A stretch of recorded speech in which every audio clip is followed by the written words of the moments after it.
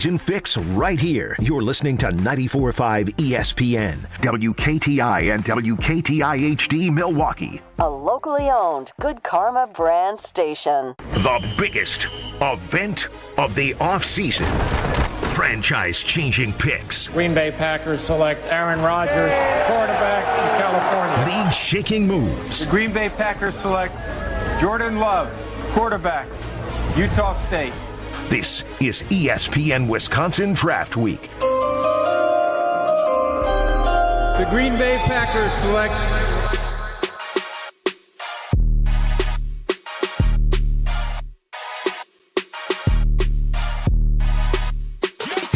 That's right, it is ESPN Wisconsin Draft Week. Gabe, Neitzel, Kyle Wallace hanging out with you. Plenty of things to dive into here on Draft Eve. Although, again, I'm not alone, right?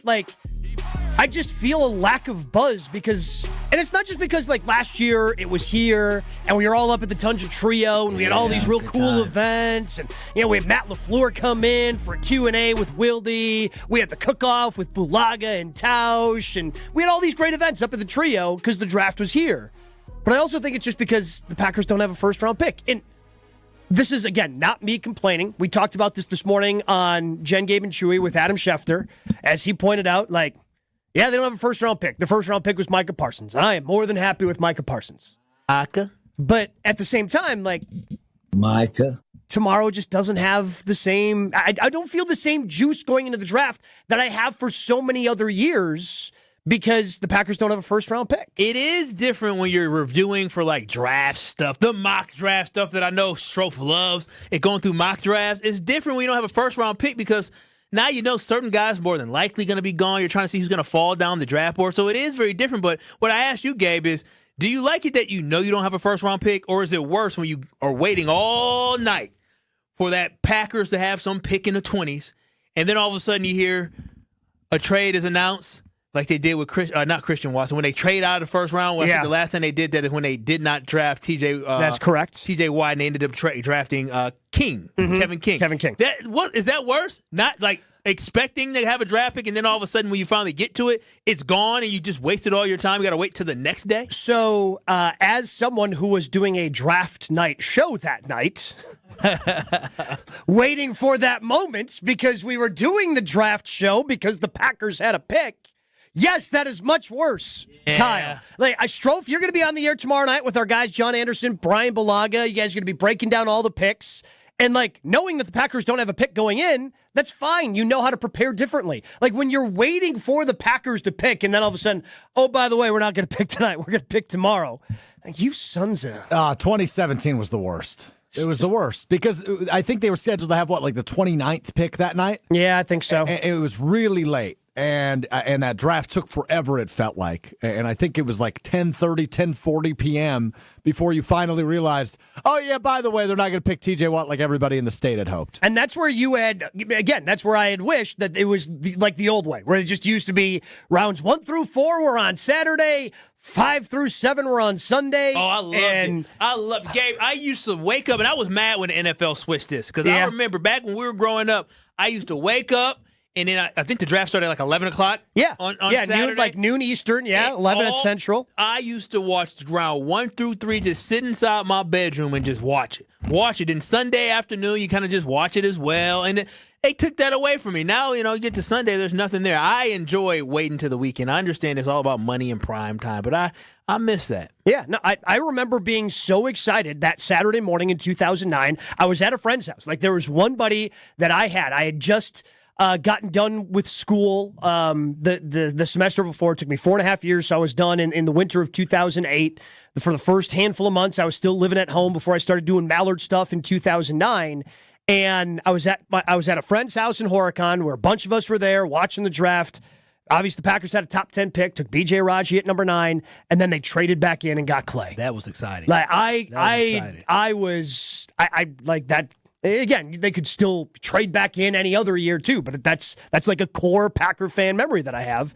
That's what happened then. And you speaking of that reminds me of the fact that the Green Bay Packers and Ted Thompson always talked about what? We're going to be drafting best available. That, Gabe, was when they were transitioning right to Don Capers as being the defensive coordinator. Dom had just been hired, yes. And they decided that drafting the best available probably wasn't going to be what they were going to do that year, where they were going to be drafting for need and for talent, and it ended up being a home run, if you ask me, with B.J. Raji for when he was playing at a high level was great. And Clay Matthews, you know, the legend of that. Yeah, I mean, when you trade up, like, you're doing it with a specific player in mind, right? When you trade back, chances are if you're trading back, it's, we kind of have similar grades on these guys. We'll end up with one of these 3 or 4, and we'll be fine. But when you're trading up, you got going one, to get that guy. You're going to get someone. You're going to and get that's that exactly guy. what the Packers did. Clay could have been their best player available, but I really look at that draft and I think about that transition of the defense to that 3-4, and they needed to be able to get that rush in, right? They need to be able to get a guy like B.J. Raji to be that nose tackle. So I just believe that, you know, a lot of times, yes, the Packers' philosophy is best player available,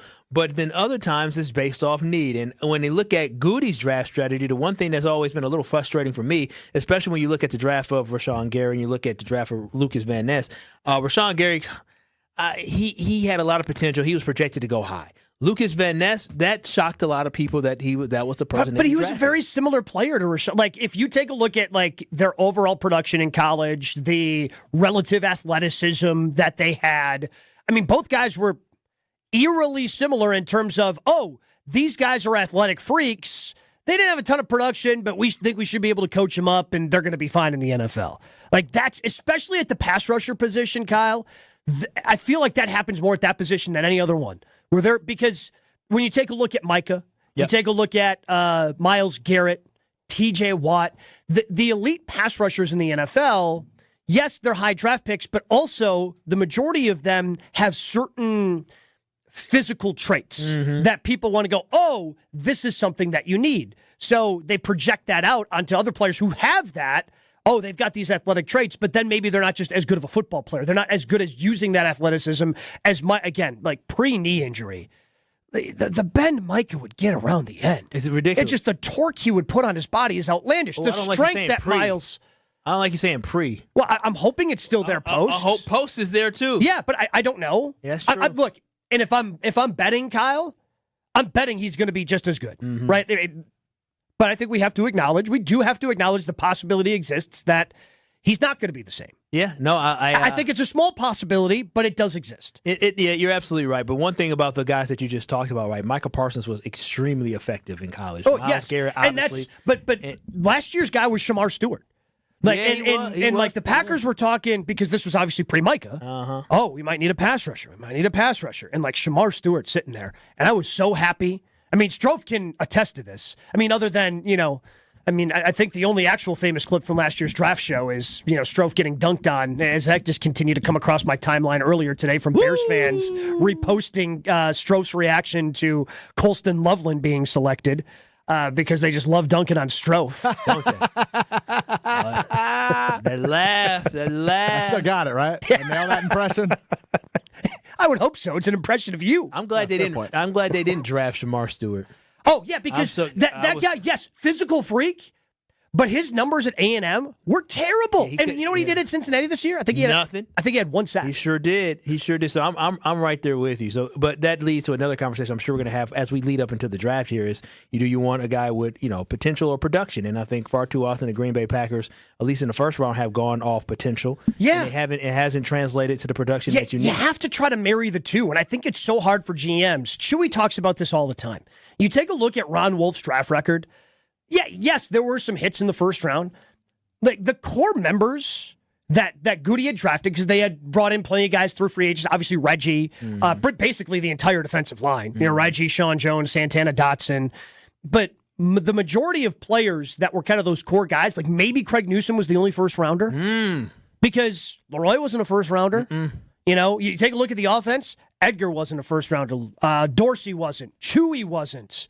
Antonio Freeman wasn't. Robert Brooks wasn't. And Ron told Chewy years later, his mistake was in the first round, he fell in the trap of drafting athletes and not football players. And then, after you get past the first round, you start drafting all these football players. And again, you look at Ted Thompson's record of guys that were drafted. And again, you take a look at the offensive lineman he drafted out of the first round, the Marco Riveras of the world. Like, there are so many players that he absolutely nailed outside of the first round. And it's because he fell in love with an athlete, thinking, we're going to coach this athlete to play football. And realistically, that just doesn't work out all that often.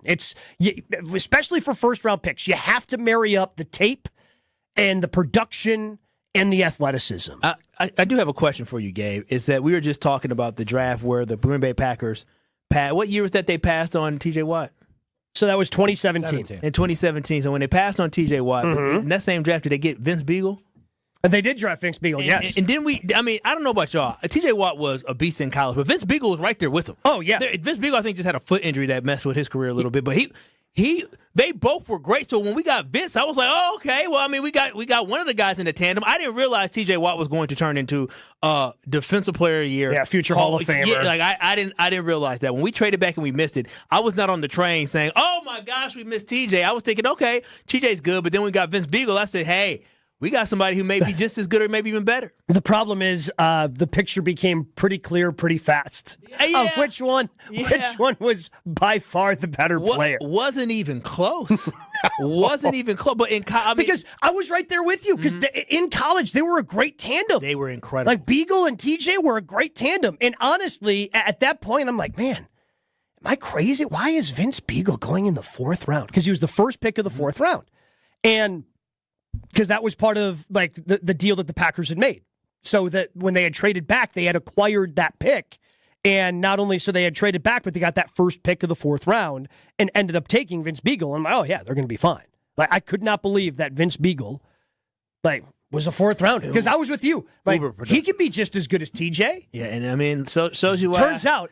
Yeah, turns out for real. That's just not correct. I don't like reflecting on those mid-round picks that I think we've all had them, right? Where we're like, holy crap, how is that guy still available? I can't wait to see what he becomes.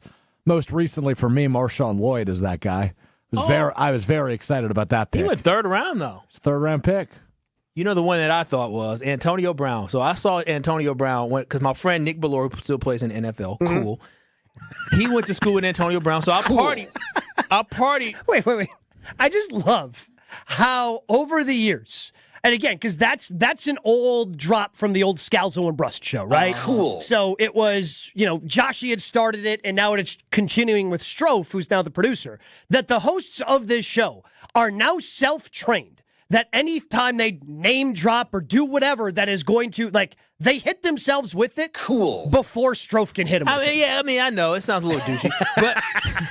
But I remember at Central Michigan University, I'm at a party, and Antonio Brown is at the party. I'm kicking it with Antonio Brown. I'm already hearing the stories about how crazy Antonio Brown is. Like, I just heard the stories about Antonio Brown refused to wear, I believe they were sponsored by New Balance or Reebok, one of the two, and he refused to wear it. He said, I'm wearing Nikes. Don't give me that. Like, I heard all the crazy stories, and I just remember seeing how great he was at Central Michigan. I think he fell either the 4th or the 5th round. He was a 6th round pick. And I was like, bro, this dude is a stud. Like, he's a stud. And he turned out to be great. He really did. Well, until he wasn't. I mean, what a way. I mean, but even after he wasn't great, he was just great in a different way. Yeah, that's fair. It was great for content. Taking his shirt off, waving goodbye in the do you remember him on Hard Knocks? No, I didn't see that Hard Knocks. Oh, so this is when he was with the Raiders. So Gruden didn't show up, right? He showed up, but it was after he had kept his feet in a cryogenic chamber for too long. Perfect, and he right? and his feet got frostbitten and. Again, the guy just became a cartoon character. He was always a head case. He wanted to wear his Steelers helmet because he liked the way it fit, even though he played for the Raiders. I'm telling you, he was always a head case. He was always a head case. And him running off the field like that, some people, we talked about CTE yesterday. Some people say, maybe no. He was always crazy. He really was. The fact that he literally ran off the field during the game with his pads off and deuced out, there is no greater retirement than that. It would never forget that. I don't know if I'd use the word great in that sense. I also don't know if I'd use the word retirement. He did retire. He was done. He said, in the middle of the game, he said, I'm not doing this no more. He took his pass off, and he said bye to everybody. He did it. Who was that? Vontae Davis did it for the Colts, where he retired at halftime of a game, too. He didn't do it in the same way. He just, didn't come out for the second half, and then the reporters asked about him after the game. He's like, yeah, I'm retired. Oh, okay. Antonio had the most. Campbell just did that. Yeah. Antonio Brown had the most memorable. Again, I don't know if I'd call it great, because running out on your teammates like that, it's not great. That's the bad part. But hey, I'm not a It's memorable. fan. It's memorable. It was memorable. It's something you see in a movie. But it was real life. Can you imagine? And Tom Brady was a quarterback, wasn't he? Yeah, because Tom Brady was the reason he was there. He lived in his house. Oh, my gosh. And that's before him and Giselle broke up, That's wasn't it? correct, Oh, yeah. he was talking Antonio Brown is crazy. And he was talking about, when I was at the house, me and Giselle. Yeah, no, I'm glad you saw, and you were the visionary that saw Antonio Brown being great before anyone else. I am glad he was not a Green Bay Packer. Oh, I don't know, man. In Pittsburgh, he was under control when he was under Mike Tomlin. He was not until he wasn't. Until he wasn't. Same with Lev Bell. Oh, my gosh, those two guys. What a team. Ben Roethlisberger, Le'Veon Bell, and Antonio Brown. Now, you're right. That trio, I don't want to get The team full of great guys. Oh, my gosh. Yeah. And Stand-up guys. Mike Tomlin was able to basically keep all these guys under wraps and, keep their heads in control until they left. And then all of a sudden you realize, oh, wow. Well, I am glad you brought up wide receivers because I do want to have a conversation about that. Brian Gutekunst talked about the Packers wide receiver room. It has obviously undergone massive change this offseason. Will the Packers draft one? Will they not? How do we feel about that wide receiver room? We dive into that. That's coming up next here on ESPN Wisconsin Draft Week. We're back after this on ESPN Wisconsin Draft Week. The Green Bay Packers select. It's officially draft week, and ESPN Wisconsin is your home for everything you need to know. If there are going to be teams that are interested in moving up to get a specific player, that feels to me to be exactly what Goody needs. From the first pick to the final name called, we've got it all. Thursday to Saturday, live and local with wall-to-wall coverage. 94.5 ESPN, the ESPN Wisconsin app, or ESPN Milwaukee on YouTube. Let's talk about home turf. Your lawn is a reflection of your pride, hard work, and even competitive spirit. If you want a yard that makes the neighbors stop and stare, you need the right plan. That's where Weedman Lawn Care comes in. Weedman's lawn care program is kid and pet friendly, uses golf course quality fertilizer, and has an effective weed treatment to dominate any issue. Get a free quote of Weedman's winning formula for your yard at weedman.com and get 50% off your first treatment. That's weedman.com. Weedman for the win. Hey, better. Swing into Potawatomi Casino Hotel Milwaukee for the $300,000 Big League Series. Just play with your rewards card over 3 months to earn entries. Here's the lineup. Leading off April, on deck May, in the hole June. All monthly entries you earn will roll into drawings on Friday, June 26th, where you could win cash, free play, or one of 3 new Toyota vehicles. It's the $300,000 Big League Series, only at Potawatomi. More info online. Must be 21 and a rewards member to play. An epic Brewers Pirates series is coming April 24th through the 26th. Kick it off with Star Wars Night on Friday the 24th. And check out a post-game laser show presented by ESPN Milwaukee. Then on Saturday the 25th, get a Brewers Windbreaker giveaway courtesy of Courts. Wrap up the series with Family Sunday fun and kids cheer free. Plus, the first 5,000 kids take home an Abner Uribe poster. Grab a seat at Brewers.com. When storms hit or accidents happen, it's not just about property, it's about people. I'm Mandy Grimal-Lococo with Grimal & Associates Insurance. We help families bundle home, auto, and life coverage so you're never facing life's what-ifs alone. With the heavy rains we've seen in Milwaukee, we'll review your policy to be sure water backup, sump pump failures, and flood risks don't drain your wallet. Your home is more than walls and a roof, it's where life happens. At Grimal & Associates Insurance in Shorewood, we're here to protect your home, your family, and your peace of mind. Call us today at 414-332-0838. Wisconsin weather doesn't ease into spring. It keeps you guessing. That's why your windows and doors need to handle everything. At Pella Windows and Doors of Wisconsin, we build for year-round comfort. Now get 0% interest until 2030. That's years of no interest, so you can upgrade now and pay over time. Plus, enjoy a free in-home consultation, expert installation, and a 10-year limited warranty. But order by April 30th. Schedule today at PellaWI.com. Restrictions apply. 4/30/2026.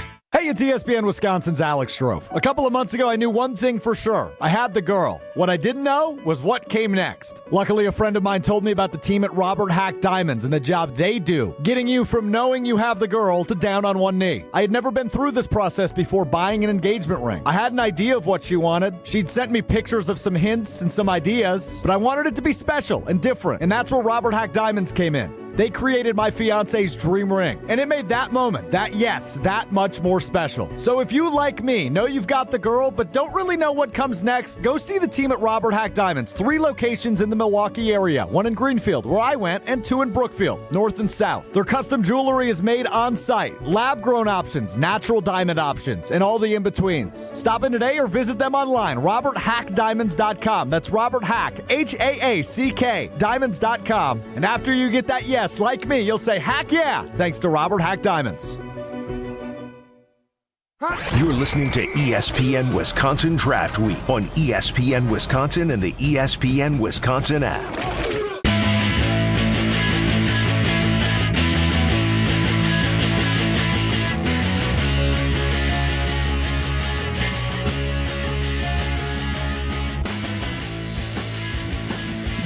Tell you what, Kyle, kids these days.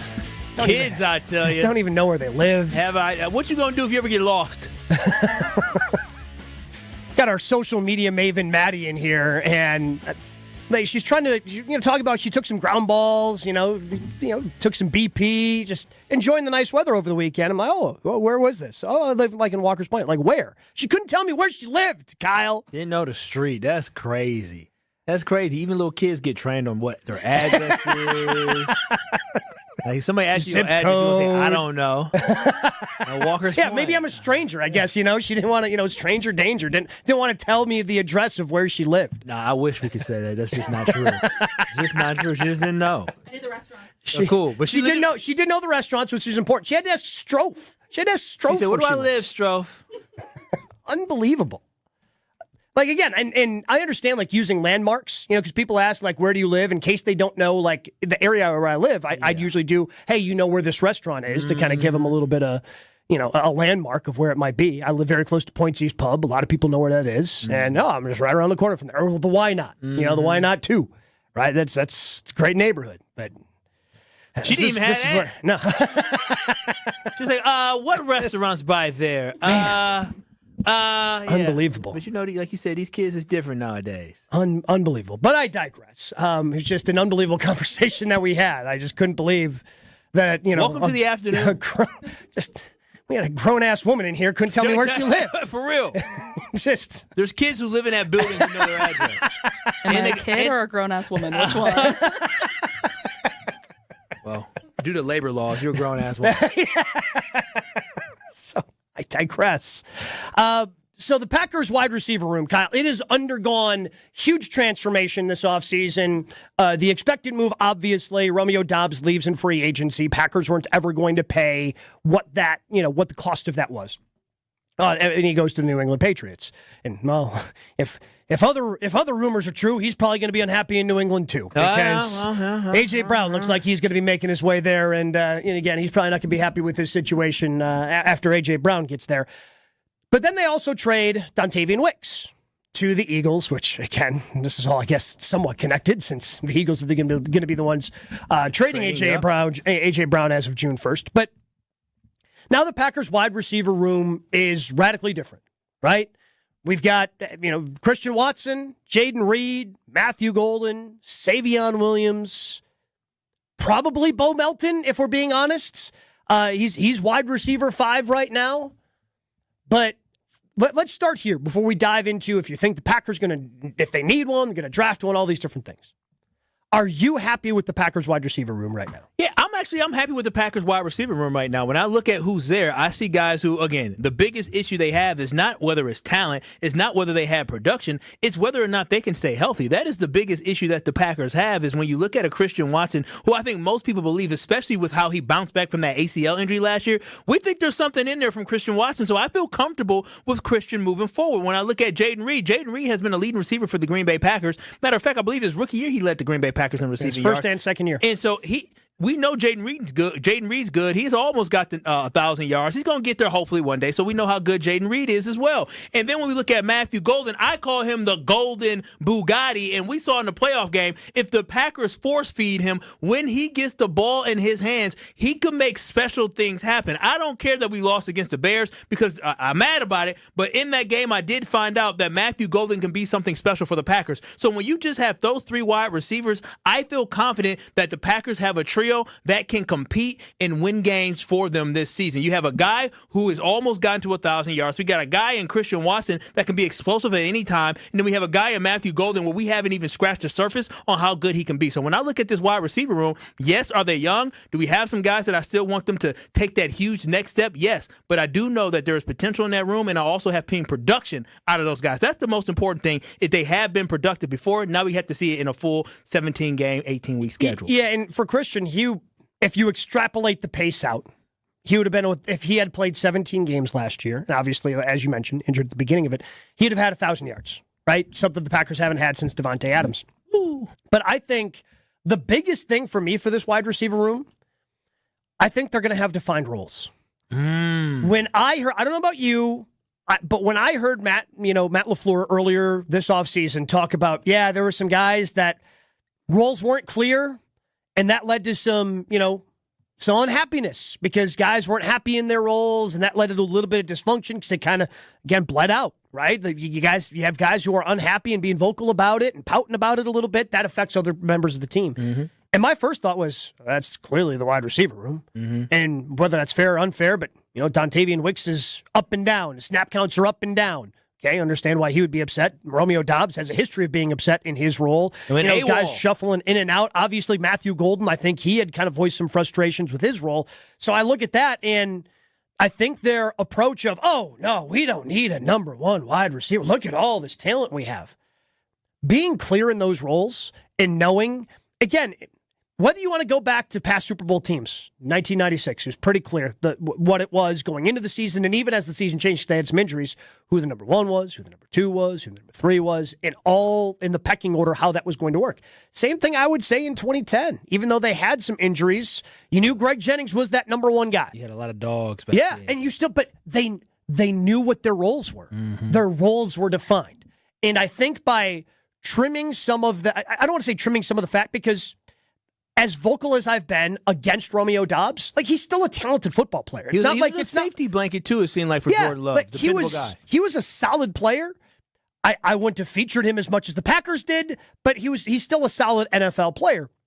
But I think having those defined roles of what I think are going to be, all right, Christian, you're going to be, probably the number one wide receiver. Now, whether that ends up being the number one target, because I think that could be Tucker Kraft, that remains to be seen. But I think kind of having a clear, hey, Christian's on the outside on one side, Matthew Golden's the outside on the other side, Jaden Reed, you're working the slot. I think having those defined roles of these are our clear top three guys, I think that's going to be a productive thing for the Packers offense. And I look forward to seeing something like that, especially with Jordan Love, most importantly, understanding exactly who these guys are. Because, again, this receiver by committee where nobody's a top dog, I just don't feel like it gave you the results that you wanted. Me and you feel a little bit differently, I see, about Romeo Doubs, where Romeo Doubs seemed very dependable to me, even in the playoff game. I mean, he's not a number one wide receiver. He's not a number one, but he seemed very dependable to me, right? And so, but moving on from that, I do think the three guys that are remaining that we talked about with Christian Watson, Jaden Reed, and Matthew Golden, the ceiling is much higher for all those guys. I do believe that all three of them can be a number one wide receiver for a team in the NFL. Now, is it going to be for a team that is a Super Bowl caliber team? We shall see. But I do believe Jaden Reed, Christian Watson, and Matthew Golden all have what it takes to be a number one wide receiver. But I love your thought about having these defined roles, how that will work for the Packers this year, how it should yield positive results for the Packers. But the thing that really completes the room to me and why I don't have any concerns about it is you alluded to it. Because the number one wide receiver and the number one pass catcher might be different, right? Yeah. The number one pass catcher might be coming off a ACL injury, and that might be your tight end in Tucker Kraft. That is the reason that makes me so confident about this passing game this year, because when I feel like you have four legit weapons, that allows for Jordan Love to feast. Something that he did not have. He never once had his top wide receivers, complement of wide receivers, healthy at the same time. Yeah. You never had Jaden Reed, Christian Watson, and Tucker Kraft all playing at the same time. Yeah, and we should have that, right? Hopefully by week one. I don't know if we got any wood here. I don't know. Wait a minute. I've been knocking on this for a while. Probably why we lost the Bears. What is this? Maybe I need to start bringing my baseball bats back into the studio, so we actually at least have something wood to knock on whenever we talk about something like that. But I guess then the follow-up question then is, do you think the Packers need to and or will draft a wide receiver? I'm not saying necessarily early with that first pick they have at 52 or even that third-round pick, But do you think the Packers are going to draft a wide receiver? I believe they will draft a wide receiver in this draft. I think it would be disappointing if they drafted one in the second or third round. And the reason why I say that is, again, when you draft each year you're supposed to be filling the team not only for now, but for the future. And when the Packers decided in their first 3 picks of last year in the 2025 draft, when you go with Matthew Golden in the first round, you go with Savion Williams in the third round, what that tells me is that you believe you are drafting the wide receivers for the future. You can't, for me, I don't think the Packers should be going back into that well in the second or third round, using a draft pick on a position that they already used premium picks on the previous draft. So if they drafted wide receiver in the second or third round, will I throw a fit? No. Will I be disappointed? Absolutely, because there's other holes that need to be filled that are more pressing than that one. Yeah, but wide receiver is just such an interesting position for them because, and they got rid of one of them in Dontayvion Wicks, but they have 2 other guys still in those top 5 that I mentioned. We don't know if they're going to be on the team in 2027. You got to sign one of them. You can't let both of them walk. That would be detrimental to the future of this team to let one of them walk. I would 100% think so. And that's why Christian Watson's going to be so interesting to me. Because the bidding for Christian Watson begins at Alec Pierce. And what I mean by that is $28 million a year. That's where the bidding starts for Christian. Assuming he stays healthy and does all those things. Like, another injury, it ends up being cheaper. But if he makes it through the season healthy, like Alec Pierce is the starting number. And if he goes off, if he has a big year, it only gets more expensive. No, it will. And Wan'Dale Robinson had a really good year this past, and I think he got at least $25 million, $24 million a year. So yeah, but Wan'Dale ain't big and fast the way that Christian Watson is. And this whole thing about Christian Watson, which we all believe there is talent in there. But it's crazy is that I don't even have to look up the numbers to probably say that Wan'Dale Robinson has all together as a career, probably has better career numbers than Christian Watson because he's just been available, right? And so, but it's so crazy to me how long we have been talking about potential, if that. Like, that is crazy that we're going into this season and we're talking about if he stays healthy, he's going to get $28 million. All it takes is 1 year of being healthy that could potentially get him one of the biggest paydays he will ever see in his life. I think it's also for him, it ends up being a season and a half because the strides he made last year, the number one criticism, maybe it's the number 2, because I think that the health stuff has been a concern in the past, and he never suffered that devastating injury until, unfortunately, week 17 2 years ago when he tore the ACL. But he had missed some games here and there, right? But I think the number one on-field concern was, well, he's got this big frame, but those 50-50 balls, he's just not really good at going up and that was different last year. You remember that touchdown catch he made against the Giants? Because I still do. I think about that thing at least once a week. Christian Watson definitely took the step in the right direction. And what was most impressive, and sometimes as a Packer backer, what happens is I see one person do something, and then I expect everybody else is going to bounce back like that. Because Christian Watson, he hit the field, and he hit the field running. He did not look like a guy that was thinking about, I'm just coming off this ACL injury. He looked like a guy that said, I can't wait to get out there because I am 100% healthy. Anybody who's ever been injured in sports understands there's that mental component of not wanting to get re-injured, that mental component of, all right, let me shake off this rust. He had no rust. He was absolutely spectacular from the very first moment that he started playing football for the Packers again. And so when I think about Tucker Kraft and Michael Parsons, he has ruined that for me because I fully expect for Michael Parsons and Tucker Kraft to come back like they never, ever missed time, like they never got hurt, like they're coming back from a devastating injury. Yeah, I mean, four catches, 85 yards against Pittsburgh in that first game back. Which, again, then, okay, if they ultimately sign Christian Watson, then Jayden Reed kind of becomes expendable, right? Like because I don't think you can re-sign both. No, you cannot keep both because you're not going to be able to invest in that just tight. Because even tight ends, I'm going to be curious what Tucker Kraft gets because tight ends going to get paid as much as you would think they get. So you got to lock him up because he's going to be most affordable out of all of them. But you can't have 2 wide receivers in your wide receiver room eating up $45 million. Just at least as a Packer fan, I just can't see it. I know they did it in Cincinnati, and look at the results they got. But there's 2 places that are insisting on paying 2 top-end wide receivers. Well, I know one Cincinnati, and the other one's Dallas. Yeah. And by the way, Steven came out today, Steven Jones, and he said, he's going to play on the franchise tag in terms of George Pickens, which best of luck with the drama down there in Dallas, George, because I know you want that, a bigger contract than that. But isn't that a lesson, though? Shouldn't that be something that we should all think about? Because both those teams, I would say Dak Prescott, though some people say Dak Prescott's average. Dak Prescott's a really good quarterback. Yeah. He's a good quarterback. We already know how great Joe Burrow is, but both those teams didn't even make the playoffs last year. You're talking about the Cincinnati Bengals that just traded the 10th pick. Both those teams are picking within the top 15. Yeah. And so, and they invested all this money in wide receivers. So I don't believe the Packers should be investing that amount of money into 2 wide receivers, especially when you don't know which one's going to be your number one. I would say the example that the Packers should follow is what's going on in Minnesota. Like Justin, they're not going to pay Jordan Addison. Right, they're going to they'll probably pick up the 5th-year option on Jordan and let him walk, and then let him walk after that. Because when you have somebody as good as Justin Jefferson, or somebody as good as CeeDee Lamb, or Jamar Chase, or in the Packers' case, I don't think Christian's on the level of those guys, but he's good enough.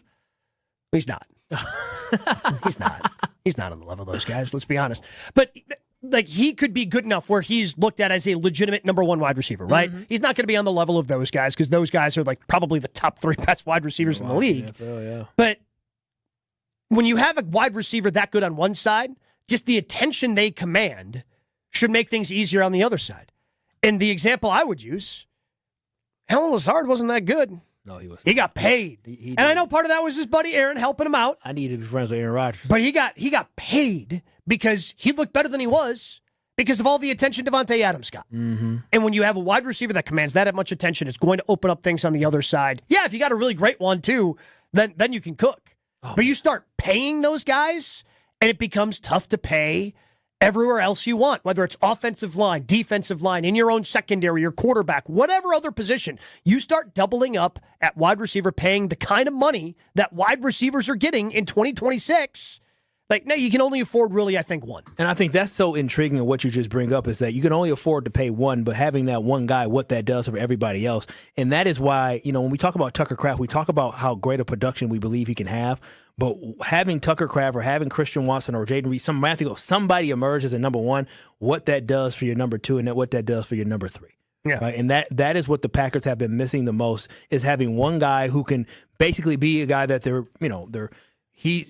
got their number 1 corner on him, then they got a safety shading over. They got all these people attention to him, and what that frees up for the other pass catchers. If the Packers are able to develop a number 1 guy that attracts attention, how can everybody else flourish? That is what I'm interested to see, because our guys, we haven't had that since Devontae Adams left. And again, I think having clear defined roles is going to help this team. Instead of whether it was by design of, look at all these guys we got, we'll just mix and match and ride the hot hand in any given game, or they were hoping that somebody would emerge and be that number 1 guy. I think that sometimes you just have to define and assign those roles. I think that's what's going to happen coming into the season. You saw it a little bit with Tucker Kraft, where even early in the season last year, they were starting to force him the ball. Yeah, Matt, that guy's pretty special. We should get him the football more than twice a game. And you were starting to see that, unfortunately, before the injury for Tucker Kraft as well. But it's not just the wide receivers that could also use a little bit of help. What about that quarterback room? What are we looking at there in terms of the NFL draft? We dive into that next. This is ESPN Wisconsin Draft Week on ESPN Wisconsin. You're back after this on ESPN Wisconsin Draft Week. You've already put in the work. Now there's a way to make it count towards your degree. At Lakeland University, your work and life experience can earn you college credit, helping you finish faster, saving time and money. With flexible evening and online classes, plus multiple start dates, Lakeland fits your life. Study 100% online at one of our 6 locations across Wisconsin or on our residential campus in Sheboygan County. Customize your degree to fit your life, your goals, your future, without missing the moments that matter, at work or at home. Your experience matters here. Lakeland University. Experience it your way.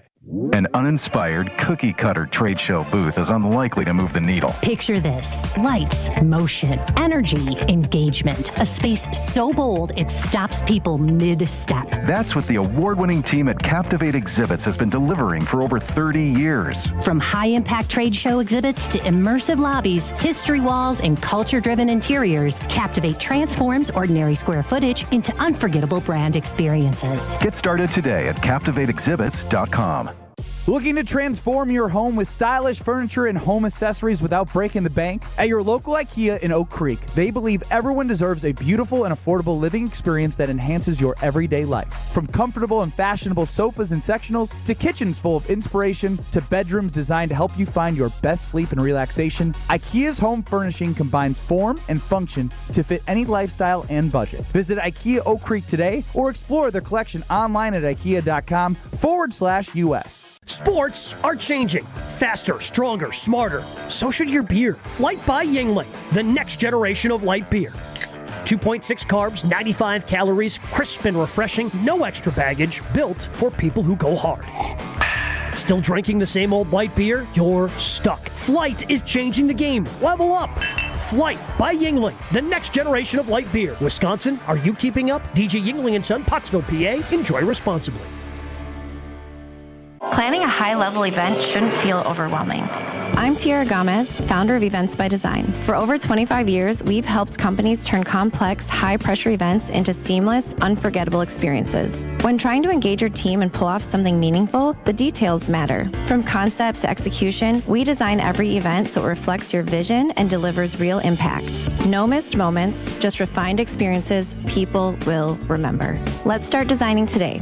Search online, Events by Design. If you are a junior or senior, a graduating senior, or a parent of a high school basketball player with a goal of playing college basketball, visit the DME Academy Wisconsin program on the beautiful campus of St. John's in Delafield. Training starts in August with top flight coaches, facilities, and academics. You will play against the top players and teams and in front of college coaches across America. Ignite your dream of playing college basketball. Google DME at St. John's Northwestern Academy on the campus of St. John's in Delafield. At Associated Bank, we know it's not always fun thinking about saving. You know what is fun? Not thinking about it. That's why we call it automated savings. You save automatically. How much you want, how often you want, for whatever you want. And if you don't know how much to save, well, that's why we're here.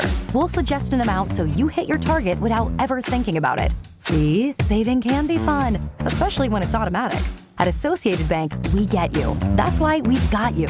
Learn more at associatedbank.com/yougotthis. Member FDIC. Got your tax refund? Before it mysteriously disappears, invested in something you'll actually see every day. Your home. At Exterior Pros and Baths, turn that refund into energy-efficient windows, durable roofing, new siding, or a beautiful bath remodel. And they'll take it even further with $3,000 off your project. That's $3,000 in instant savings during the April savings event. But don't wait. This offer won't last long. Call 262-800-4274 or visit extpros.com today. Exterior Pros and Baths. Big savings done right. This is ESPN Wisconsin Draft Week on ESPN Wisconsin and the ESPN Wisconsin app.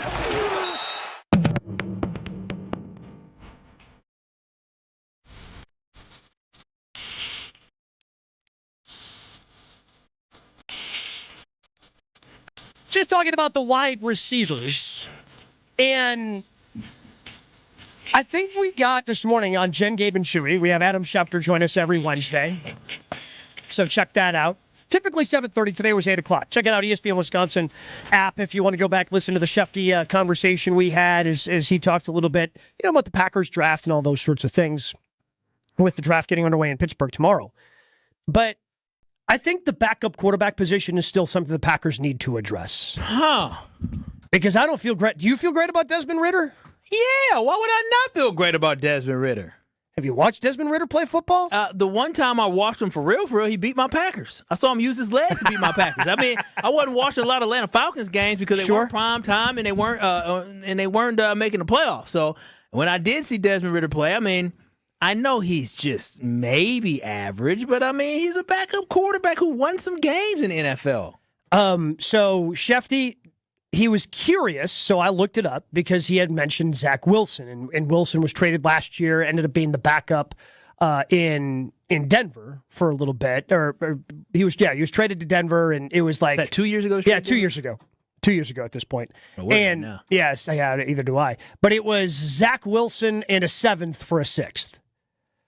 And I think the Packers could do something similar and get a Will Levis, get an Anthony Richardson, because those teams are moving on from those guys. And I want to have a backup quarterback that I feel comfortable in, that I think can go out there and win games. And I don't know if maybe I should have more faith in the way Kyle does, because if I think that Matt LaFleur, who did an incredible job with Malik Willis and is a big reason why Malik Willis got paid this offseason, that maybe he can do the same things with Desmond Ridder. But at the same time, like, Malik was still a high draft pick, and there were some raw tools there. Desmond wasn't. He was second round, I Desmond believe. Ridder? Second or third round. I thought he was like a third round pick. Was the second or third round that Desmond Ridder went in? Don't make the face start searching. He said, "You got a laptop in front of you too." Yeah, I guess I could have just put draft pick, right? Third round. There it is. Third round. Thank you, Strove. But I look at those other two guys. I look at Anthony Richardson, and I look at, Anthony Richardson was top 5 pick. Yeah. Like, there's some raw tools there that I think again, the thing with Malik, the most impressive thing with LaFleur and Malik is the fact that trade happened right before the regular season, and Malik had to start game number 2. Yeah. And he had him ready. So I'm just picturing Matt LaFleur getting his hands on somebody who's got a lot of raw ability like Will Levis or Anthony Richardson, getting an entire offseason with them, getting an entire training camp with them. And I would feel pretty good about that backup quarterback spot because the Packers aren't going to the playoffs 2 years ago without him. Right? No, they're not. He came in and did a great job. They don't have a chance in that second Bears game without the second of 3 Bears games. So the first one that they lost to the Bears without Malik Willis coming in after Jordan Love got concussed.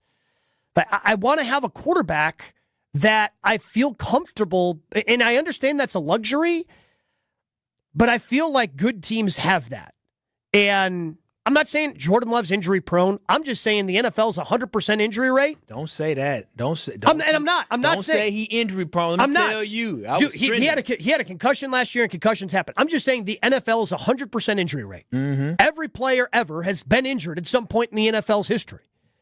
And just having that insurance policy in case you need a game or two because your starting quarterback is out, I want to have that insurance policy. Because we're playing 17 games, potentially 18 games soon. I agree with everything you're saying, Gabe, but I think it's interesting. It sounds like you're a big fan of the idea of the reclamation project in Green Bay, right? Bringing in a quarterback that has failed.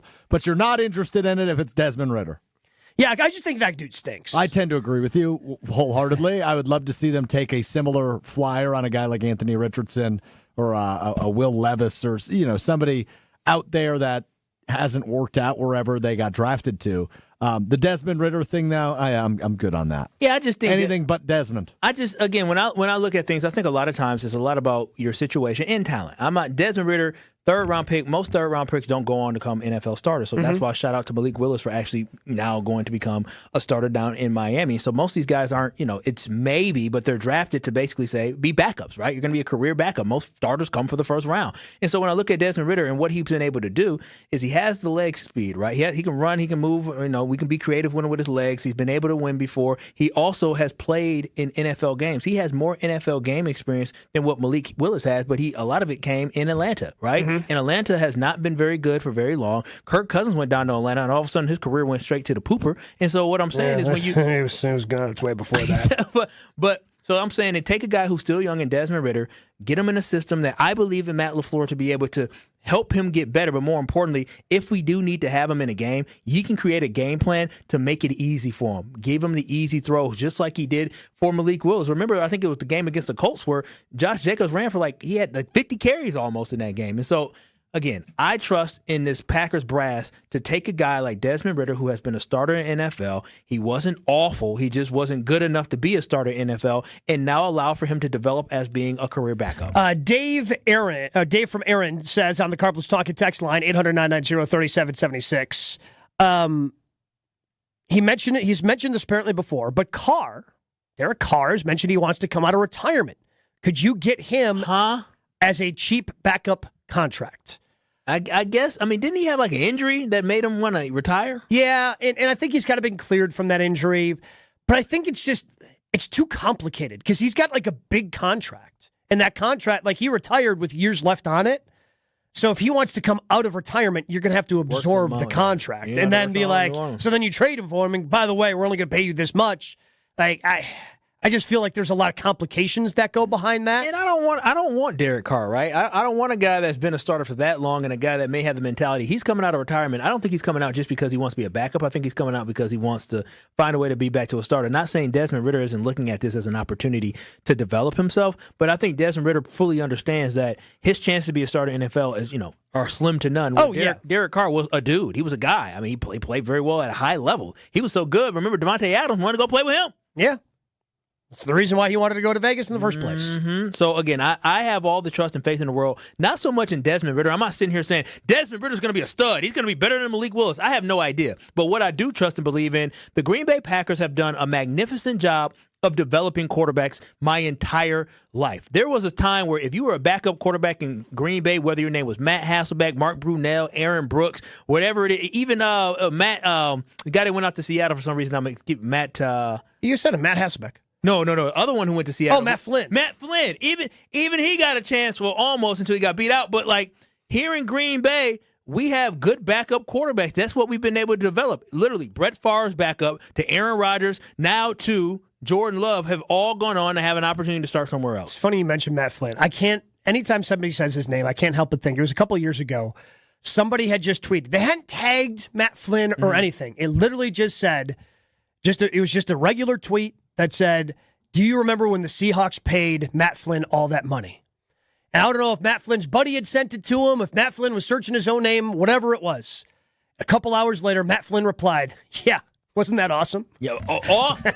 He got paid. Remember, he went crazy. Was it against the Lions? He went crazy. Yeah. He threw almost 400 yards or something like that. It was almost 500 yards. 6 touchdowns. He went crazy. Yeah, like franchise record numbers that he was putting up. So, yeah, I guess it's on not New Year's Day against the Lions. It is not my fault that anytime the Packers have a backup quarterback that actually I believe is decent, and Desmond Ridder is not bad, right? He's not Clayton Tune. He's actually a decent backup quarterback. I hope not. And so, dude, here's the thing. If Clayton Tune was their backup slotted right now, Kyle'd be defending him. No. Would he? Is this true, Kyle? No, listen, I saw the Minnesota Viking game. Now, maybe if he didn't play against the Vikings, maybe I would trust Matt LaFleur. Correct. But when it came, That's the point I'm making. But the Vikings game exists, and he was bad. Yeah, there's no way. Ritter wouldn't have done well either. They had a backup O-line in. And that's why they told Desmond Ridder, you're going to sit this one out. You know, I'm going to hear another cool thing. My little cousin sacked Thune in preseason. Cool. Who? My little cousin in the preseason. Is that Clayton Tune? Yeah, preseason. Pretty sure who that was in the preseason. All right. I mean, I'm not going to – I'll trust you. I want to say cool. I mean, the way you keep saying preseason is making me want to doubt it. Like in preseason. Guys, it was the preseason. Like you said it so many times, like you're overselling a little bit right now, Kyle. Now, wait a minute now. You know, I got it. It was the Arizona Cardinals. Yeah, it was him. Yeah, cool. You're supposed to hit the cool thing. Now he wants it to be hit on him? That's not. Anytime the cool gets hit, that's supposed to shame you. It's not a badge of honor. We switched it up to this is a badge of honor for me. This is a badge of honor for me. When I can drop names in my life, that's a badge of honor. I'm happy to be cool. All right, I guess. You understand it's a sarcastic cool, right? Oh, man, it's cool in my mind. All right. That's what I take. You know, when you take negatives, you turn into positives. Yeah. Well, we're going to try to do that. Our buddy Strofe apparently struggling earlier today with maybe a mistake he made. We dive into that. Coming up next, it's ESPN Wisconsin Draft Week. More coming up next on ESPN Wisconsin Draft Week. There are over 700,000 people in the Wisconsin retirement system, from the entire UW system to local police, firefighters, and publicly employed teachers. A powerful program, but you might have questions. Join Annex Wealth Management on Thursday, April 23rd at 1 p.m. for a free webinar. WTMJ's Steve Scafidi and experts from Annex will explore scenarios and answer your WRS questions live. No sales pressure, just education. Understand your WRS potential. Thursday, April 23rd at 1 p.m. Click events at annexwealth.com. Hey, it's Kyle Wallace, and April is the perfect time to reset your home for the long run. And Universal Windows Direct makes that decision so easy. Right now, when you buy 2 windows, you get 2 free, and there's no limit. Plus, you'll get 24 months with no payments and no interest. They're also offering a $500 bonus off your next home improvement project. Call 414-410-2000 or visit universalwindowsdirect.com to schedule your free in-home estimate today. And like me, you'll be saying, I love my windows. No matter what business you're in, as the #1 SBA lender in Wisconsin, Summit Credit Union helps your vision take shape with loan programs, great rates, and strategic solutions. Awarded the #1 SBA lender by the Small Business Administration of Wisconsin in 2025. With 18 unforgettable holes on 250 acres of natural private land, the Bog provides the ultimate golf experience. After your round, stop in the clubhouse for food and drinks. Call 262-284-7075 or visit golfthebog.com. Let's talk about home turf. Your lawn is a reflection of your pride, hard work, and even competitive spirit. If you want a yard that makes the neighbors stop and stare, you need the right plan. That's where Weedman Law Care comes in. Weedman's lawn care program is kid and pet friendly, uses golf course quality fertilizer, and has an effective weed treatment to dominate any issue. Get a free quote of Weedman's winning formula for your yard at weedman.com and get 50% off your first treatment. That's weedman.com. Weedman for the win. Every so often in medicine, something comes along that is truly revolutionary. Dr. Mitchell Scheinkup, former orthopedic surgeon, now National Medical Director at QC Kinetics. I believe this is one of those things. Dr. Scheinkup is talking about regenerative medicine, something he's practiced, researched, and written about for nearly 2 decades. The old ways of dealing with joint pain, such as steroids and surgery, are no longer the best ways. If you have pain from arthritis or injury, you owe it to yourself to learn more about this exciting option, using your own body's natural power to get lasting relief. And there's no better place to learn than QC Kinetics. There is no one in this country today with more clinics, more satisfied patients, more advanced protocols, or more experience in using this exciting option to deliver life-changing results. Call QC Kinetics now for your free consultation. Call QC Kinetics 414-240-2298. That's 414-240-2298. 414-240-2298. Screaming Sicilian, more is amore. Screaming Sicilian, more is amore. Amore, pepperoni, amore, mozzarella, amore. Screaming Sicilian, Screaming Sicilian frozen pizza. More toppings, more flavor. More is amore. April is Global Volunteer Month. Wisconsin's volunteers are transforming our communities every day through their acts of service. Wondering how you can give back? Find the perfect volunteer opportunities at volunteerwisconsin.org or contact your local United Way or volunteer center. On volunteerwisconsin.org, you can filter opportunities by location, organization, cause, accessibility, and more to find your best fit. VolunteerWisconsin.org is hosted by United Way of Wisconsin and Serve Wisconsin. Paid for by United Way of Wisconsin. This is ESPN Wisconsin Draft Week on ESPN Wisconsin and the ESPN Wisconsin app.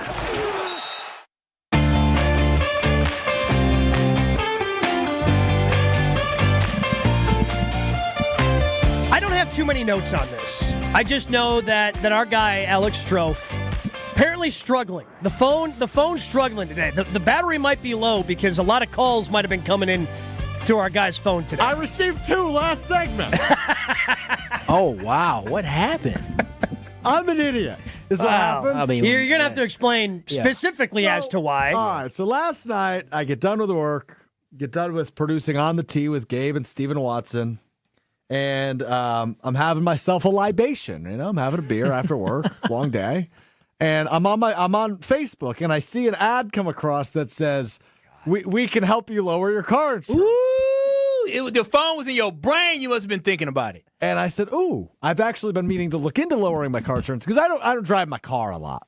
I walk most places I go. I drive it a couple times a week." And I was like, "Okay, I've actually been meaning to look into this." So I go on this website, and it looks like it should work, right? So I put in my info, I put in my email, I put in my phone number, and it directs me to like a very popular car insurance website. In fact, the place I insure through currently, and they show me a lower rate. So I say, "Oh, great, that's wonderful." Or at least it looks like a website.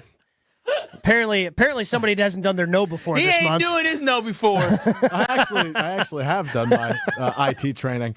And libation was too strong. So I got done, I looked into it, and it looks like I should be able to lower my rate through my current provider. However, here comes everybody else, because apparently I allowed them to get my information. So 8:30 this morning, phone call. 8:33 this morning, phone call. Let's take a look. What else we got?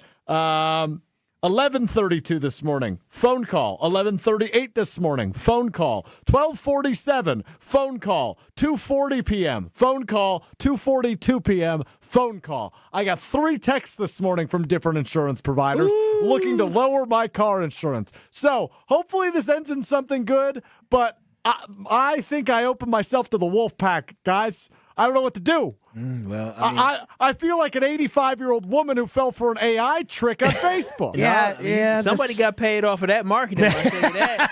All them leads they got. good for them. I mean, I feel like American Family Insurance has been a long-standing partner of Good Karma brands in general. Not just ESPN Milwaukee, not just ESPN Madison. I'm talking about Good Karma brands. And I feel like we have enough people here that maybe instead of clicking on a random ad on Facebook, you could have reached out, maybe asked a couple of people like, hey, who's your insurance agent? Could you do, and maybe just talk with an insurance agent instead of just putting your information into a random website that may or may not have been a legitimate insurance website. Facebook random website as that. That's spam century. You know everything. Yeah. He didn't type in progressive.com. No, right? Like he ran. Find insurance with us. Oh, bet. Click. And then literally, now you're being spammed. And what sucks for you, Strofe, is long after you find your new insurance and you lower your rate, and potentially it is with American Family Insurance or whoever else you decide to go with, you're going to get call after call after call after call. And then wait till the mailers come. Then they're going to start sending you mailers. You are just going to be bombarded with marketing for weeks based off the poor decision you made to just randomly click on some spam thing on Facebook. That's a poor decision. I love that he was just having a pop and just, scrolling. But also okay, look, man, I'm a busy fella, okay? So you are busy. Sometimes I forget to do things I need to, like book my cardiology appointment, which I finally got around to. Oh, thank goodness. You had a bad heart, right? I've heard about this, and I have a friend who has, I think, probably similar things that Strofe has dealt with. Yes, getting those cardiology appointments very important. They take care of it, huh? Yeah. He went every year, and he's fine now. But shortly before his 40th birthday, he needed to have open heart surgery. Why you got to do that to me? I got a while until 40. It's not funny, but it's the fact that he is scared to death about going there and them telling him that. Well, I gotta go first. But here's the thing, so my friend who did this, it was an annual thing, right? He goes annually, and he knew at some point he was probably going to need surgery. He thought it was going to be closer to 50. Turned out, he went for his annual appointment, and they said, hey, we got to get you in 2 weeks. And not to scare you, Strofe, literally at church this Sunday, you guess what? My pastor was talking about how he has a clicking noise in his heart because he had heart surgery. He had to have it 25 years ago. It's important to get it checked out. So. Yeah, because, again, if they find something, guess what? My buddy's fine now. Gabe, it's a good thing they caught it. I already booked the appointment. All right. Good. Now, keep booking it when you're supposed to. Yes, sir. And now how are you going to fix this insurance? Did you find anybody? He ain't fixing that. This is beyond fixing. I mean, he going to have to deal with this for What's he going to do? Answer when they call at 3:13 and say, hey, stop calling me? That's not going to work. I can't. Did you have to, do you just give him your information? You didn't have to give him a login and password, did you? No. Just a phone number and an email. Because that password, they would have got you. They would have been all over the place. Have you looked at your junk mail today on your personal email? I have not. Because I'm willing to bet there's a couple of offers in there too, pal. Yeah, I mean, I'd be careful on the links you click, but there could be some offers in there. So did you talk to anybody that may be offering you a lower rate? Oh, here you go. Yeah. Insurance quote. InsuranceQuotes.com sent me an email. Yeah, I wouldn't trust that one. For real. That's wouldn't trust that one. Oh, man. So do you know where you originally went to? Oh, 10:25 a.m. We've reviewed your quote application. Oh, application. Wow. I filled out an application? Yeah, I guess so. Do you know what website you went to through Facebook like an idiot? Well, I was reading a post. It was like my son called me an idiot. And it looked like it was a genuine advertisement for a good website to go to. Wait a minute. The site started off with, my son called me an idiot. It was a picture of a guy smiling in front of his car. Might have been AI. And it said, my son called me an idiot. He's what did he say? He's 16. And in his social studies class, they had him go to this website and look up an insurance claim for a fake car. He chose a 2014 whatever. I drive a 2013 whatever. This is a long story for you to click. You read this and then clicked? I read the whole thing. This is you hit him with the meme of, I ain't reading all that. For real. Sorry that happened to you, or great. You know excited for you. I know why you're getting bombarded, because any idiot that reads the whole thing and clicks after, they know they are locked in and they desperately want car insurance. Well, I have car insurance. I just want to lower my rate a little bit. Why did you just call your provider? That probably don't you have an agent you go through? Or did you just have it like through whatever website? Just through whatever website. Maybe we should start with the whatever websites with you. Maybe we should try to find us an insurance guy. Yeah, like an actual person. Because I could probably pay renters with that. What? I have separate things right now. Yeah. There's a Gabe, I don't know how to be an adult. What is? All right, I feel like we're going to have to start teaching adult class here in the afternoon between someone who doesn't know what streets they live on and somebody's, have you not heard, like, ESPN Radio? I do 2 shows a week on ESPN Radio. Cool. And at least say... That's a good one. I deserve that. I get it. But I'm doing reads every show for that for Progressive. Bundle all these things. Hey, that's who I use. Have you not watched a single sporting event between State Farm, AmFam, Farmers? Like, they're all just hitting you over the head. With bundle and save? With bundle and save. That's what they tell you. I mean, haven't you seen the commercials with the crash? Wait, so Gabe, when's your next shift on ESPN Radio? Tomorrow night. All right, so tomorrow night I'm going to listen to you. Okay. And then I'm going to look into bundling and saving, and I'm going to give you the credit for bundling and saving. Okay, sure. But, like, man, because here's the other thing. Like, you're engaged now. I am. Like, at some point, you're going to be looking. You're going to be looking to buy a house. And guess what you're going to need on that? I wouldn't get too ahead of ourselves. Well, you're going to need homeowners insurance. I mean, I need money to buy a house first. I mean, you think this kid's going to buy a ring and then have a wedding and get a house? Well, he hit the lottery? Well, from my understanding, the other one's the breadwinner. So he is the bread. That's right. Yeah, that is true. We're talking to the wrong person. We're talking to the person But that wears again, pants. what's hers is yours at that point, Strofe. Like, it's all going into one pot. So you're going to hit him with that prenup. Don't worry. Kyle, you hitting her with a prenup? I tell you, that's my personal business. Why you're putting my personal business out there? Touche. Let me just throw the key out. I'll take that as a yes. All right. I hope your fiance is listening, and I hope that she can help you get your insurance. I hope she can help you get your insurance stuff together. Well, at 8:30, I had I was drinking a cup of coffee. I had my phone on the counter. Yeah, and she walked past. She said, "You're getting a phone call." I said, "I don't want to talk about it." I don't want to talk about it. It's fair. It's very fair. But yeah, okay. Let's again, these little baby steps, Strofe. These little baby steps. We're going to start bundling and saving, and again, those little saves. We'll save up for a house one of these days. All right, pal. Again, I think you're getting ahead of yourself. Okay, wishful thinking. Let's save up for like a bottle of wine first. I got a wine guy. Chewy can help you out. Bang for your buck, man. Just ask Chewy the best price points on wine. Got it. Yeah, that he'll always. Hey, did I hear you was taking shots at me this morning? Did I read that somewhere? Probably. Oh, okay. So this is just a normal occurrence? Well, I mean, so what he had said this morning was because he had found out, again, we've got a lot of moving parts here at ESPN Milwaukee this week because I'm off Friday. So it's going to be him and Josh doing the show on Friday because Jen's out all week. She's in Pittsburgh for the draft.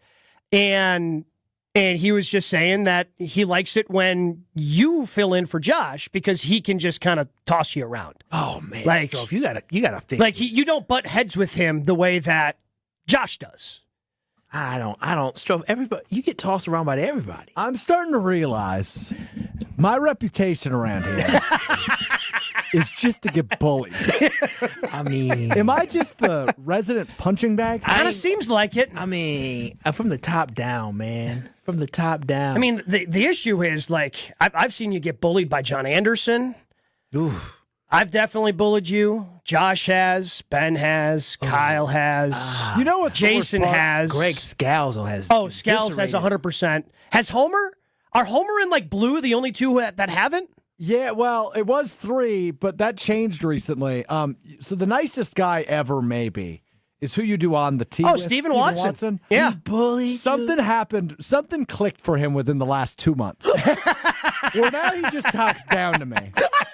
And I was thinking to myself last night. He was producing on the tee for the first time last night. Took a shot last night from Steven. And I was like, do I bite back at him? He's too pretty to be taking shots at me. I mean, I was going to make a joke about a makeup bag, but I was like, I don't know him like that. I'll just let him win. That's no, crazy. he would have fought back. I mean, he makes makeup jokes at his own expense all the time. I'm sorry, man. I guess I see why your fiance said yes. She said, I'm in charge now. I'm the captain now. And who she likes that. All right, I would appreciate it if you stopped talking about her like that. What you mean? She's a wonderful woman who's in charge. I mean, let's be honest, boys. If we're being honest. You're not in charge either, Kyle. Yeah, I try, though. Yeah. I fake it till I make it. I just apologize today. If we're all being What'd honest. you apologize for? All right. I was wrong. About? I was wrong. I thought a delivery was coming. I told you I thought the delivery was coming to my house. And I was like, baby, I told you about this. And then I had to come back. I said, whoop, hand up. This is next week. Next week, that's on me. And then that's an important thing. You got to be able to get out and you got to apologize. All right, we're way over here. I didn't plan on spending this much time, and just we ended up diagnosing. I don't know if this was a therapy session for Strofe. Not quite sure where it was, but we'll start hour 2 of the program. Get back to Packers draft stuff in 2 minutes. Get out of the house this summer and head to Road America, conveniently located between Madison, Milwaukee, and Green Bay. This legendary 4-mile, 14-turn road course has been hosting the world's best racers since 1955. Bring the whole family. Kids 16 and under get in free with a paying adult at the gate. You can camp on site, explore the grounds, and take in the racing your way. It's more than just a race, it's a full experience. IndyCar is the must-see race coming June 18th through the 21st. Come for the experience, stay for the race. Get your tickets at roadamerica.com. Pump up the volume. Business moves fast. Orders roll in, deadlines close in. When you ship with USPS Ground Advantage, you can keep up with confidence. Every package stays in our secure network from dock to door. And with nationwide reach, dependable tracking, and upfront affordable pricing, you get built-in peace of mind. You run the business. We run the routes. Visit USPS.com/Ground Advantage to learn more. Spring Black Friday is on at the Home Depot. Save on grills and patio sets that will be sure to bring your hosting game up a notch. Fire up your feast with help from the Home Depot and save on grills. Like the Next Grill 4-burner propane gas grill was $249, now in special buy for $199. Or give everyone the best seat in the yard with the Hampton Bay Mayfield Park 4-piece conversation set for only $399. Save on grills and patio sets with low prices guaranteed during Spring Black Friday only at the Home Depot. Now through April 22nd, while supplies last. Exclusions apply. See homedepot.com/price match for details. It's Mike with Infinity Exteriors. I've seen it all, Wisconsin. Sketchy sales gimmicks for low-quality windows, siding that costs more than a new home, fly-by-night roofers. 60,000 happy customers made a better choice. Infinity Exteriors roofing, siding, and windows all come with our lifetime workmanship warranty, no overcharges, and transparent pricing. At Infinity Exteriors, we're on a mission to save our communities from unscrupulous contractors. Visit infinityexteriors.com. You're listening to 94.5 ESPN, WKTI and WKTI HD Milwaukee, a Good Karma Brands radio station. The biggest event of the offseason. Franchise-changing picks. Green Bay Packers select Aaron Rodgers, quarterback from California. League-shaking moves. The Green Bay Packers select Jordan Love, quarterback, Utah State. This is ESPN Wisconsin Draft Week. The Green Bay Packers select. By the way, Strofe, check out the Carpless Talking text line. I don't want to put Matt's number out there on the streets, but he's soliciting your business as well. So now you're getting solicitations not just to your own phone, but to the Carpless Talking text line as well. At least there's a name behind this one. Thanks, Matt. I guess. I've seen Matt text here before, so I don't think it's a bot who somehow got this number trying to get a hold of you. Oh, that's what I should have done. I should have wrote in the Carlos Talking text line number instead of my own. No, that will get you fired. You're going to have that's terrible. I'm going to put in my work phone number for it to reach out, and they're going to be saying, Alex Strofe, we're looking for you. Heard you want a quote. Hey, Kyle, have you ever heard of a joke before? That was a bad one. Although I am thinking of Joshy picking up the phone this morning. When they called at 8:30 or whatever for Strofe, and Josh picks up the phone thinking somebody's calling to contribute to Jen, Gabe, and Chewy. Yeah, it ends up being, is Alex Strofe there? What? What are you talking about? It would be a disaster. A little bit of a disaster. A little bit blowing up our lines, blocking our lines. Yeah. It'd be a good time though. People are just calling me now and pretending to be insurance people on the Carlos Talking text line. A 17-year-old just called me. Hey, I'm calling about your insurance policy. It's a good pop. Calling me. It's a good pop. All right, we'll leave Strofe and his troubles behind. We'll dive into maybe an issue that more people have. Because I think when we're talking about the draft here on ESPN Wisconsin Draft Week, Kyle, I think it's a pretty simple... It comes down to a simple question. Yes, the Packers don't have a first-round pick. They've got 8 overall picks. The question becomes, do you trust Goody? Do you trust Goody? Because I go back and forth on this one all the time. And I take a look at Goody's draft history. And again, there's hits and misses just like anybody else. But this team hasn't gotten to where they've wanted to get the last couple of years. Been stuck in that 7-seed spot. Minimal, I would say. Do you think it's fair to say minimal free agent additions? Yes, they added, at the linebacker position. Yes, they go out and get a veteran and the defensive tackle spot. They added at the cornerback spot. But I would say it's pretty, it wasn't anything big splash move the way we've seen the last couple of years. Yeah, most swaps. You're swapping one guy for another. Yeah. So I guess the question becomes, do you trust Goody? And we want to hear from the fans. Hit us up in the Carlos Talking text line. 800-990-3776. Hopefully we get actual calls instead of people pretending to be insurance agents just trying to solicit Alex Strofe's business.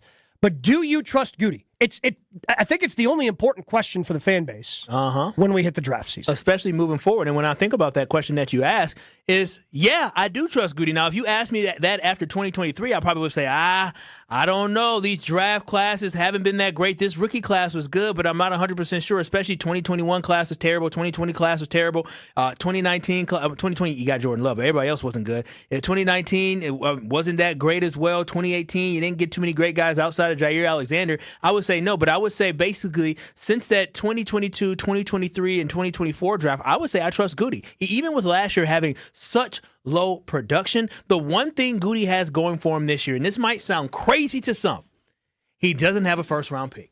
And I think you talked about it earlier in this show, is that sometimes GMs take different approaches at it. Some of their approaches in the first round, I'm not going to draft a guy that was highly productive in college. I'm going to draft a guy that has a high ceiling, a lot of potential. He could be a boom or he could be a bust. That is what Goody has shown us that he likes to draft in the first round. But outside of that, it seems like he's going for guys that were ultra productive. Anthony Belton was pretty good in college as well, but then he came to NFL and as a second-round pick, he started for the Packers last year. Edgerrin Cooper, extremely productive. Javon Buller, extremely productive in the 2 second-round picks from the year before. And guess what? They have been better than what Jordan Morgan has been. And so for me, when I look at that and I'm seeing, okay, we're not picking in the first round this year. That sucks. But Goody has done a very good job of drafting in the second round. So that is why I still have confidence, despite last year's draft not really being well in year one. He still was able to find a guy that he can plug in and play as a starter. So yes, I am confident that Goody is going to be able to find us guys that can contribute to this roster right away next year. So yes, I still trust Brian Gutekunst when it comes to drafting for the Packers. He has completely shifted and changed the narrative as his drafting as a whole, from not being able to draft well to now eventually it just being he can't draft in the first round. We got to work on that because the first round is where you can find studs. But he has done a good job picking in the second, third, and fourth round. So I'm going to say, looking at this year's draft, that is going to be our bread and butter, and I think Goody's going to do a good job at it. AC and Tosa says, I trust Goody to draft well in the third round only, which is funny because for the longest time, the third round was the kryptonite. Yeah, Here's the Rodgers, kryptonite. right? Yeah, Amari Rodgers, Josiah DeGuara, Jay Sternberger, Oren Burks. These are... Oren might be the only one still in the league, huh? I believe he is, yes. Technically, according to Pro Football Reference, Josiah still is, but I think Josiah's playing in the UFL. But his name isn't, it's still kind of highlighted. When you're taking a look at Packers draft history, it's still highlighted. But yeah, for a long time, and certainly it's gotten better. Sean Ryan was hit or miss, but obviously... He's a hit now. He got to be a hit. He's a starting center. I would hope he's a hit. Quite possibly, he might already be... Man, if Jordan Love is Goody's best draft pick, and I would say that his second best draft pick would be Jair. Yeah, I think that would be a good. I think that'd be good. I think sometimes we forget because of recency. Yeah, is that Jair was a stud. He was considered one of the best cornerbacks in the league, and I believe there was a certain point when he signed his agreement, he was the highest paid cornerback in the NFL for a short moment there. So yeah, Jair Alexander was an absolute stud at corner for a short period of time. Who's the third? Is it Zach Tom or is it Tucker Kraft? One of those two, and they're both coming. They're both coming up. You know what's interesting is that up until probably this year, you probably would have said that his third best draft pick was probably going to be Elton Jenkins. And that was the second round. Oh, pick yeah, as well. yeah. That's, you know what? Elton's really probably good. there. He Yeah. was really, really good. Yeah, I would say Elton's probably the third best. Yes, I think that's fair. That's very fair. I will say, despite some of the negativity around Goody, there is several names that seem like they could be high on this list in the coming years. I think of guys like Evan Williams. I think of guys like Edrin Cooper that could be up and coming. Hopefully Matthew Golden gets on that list at some point.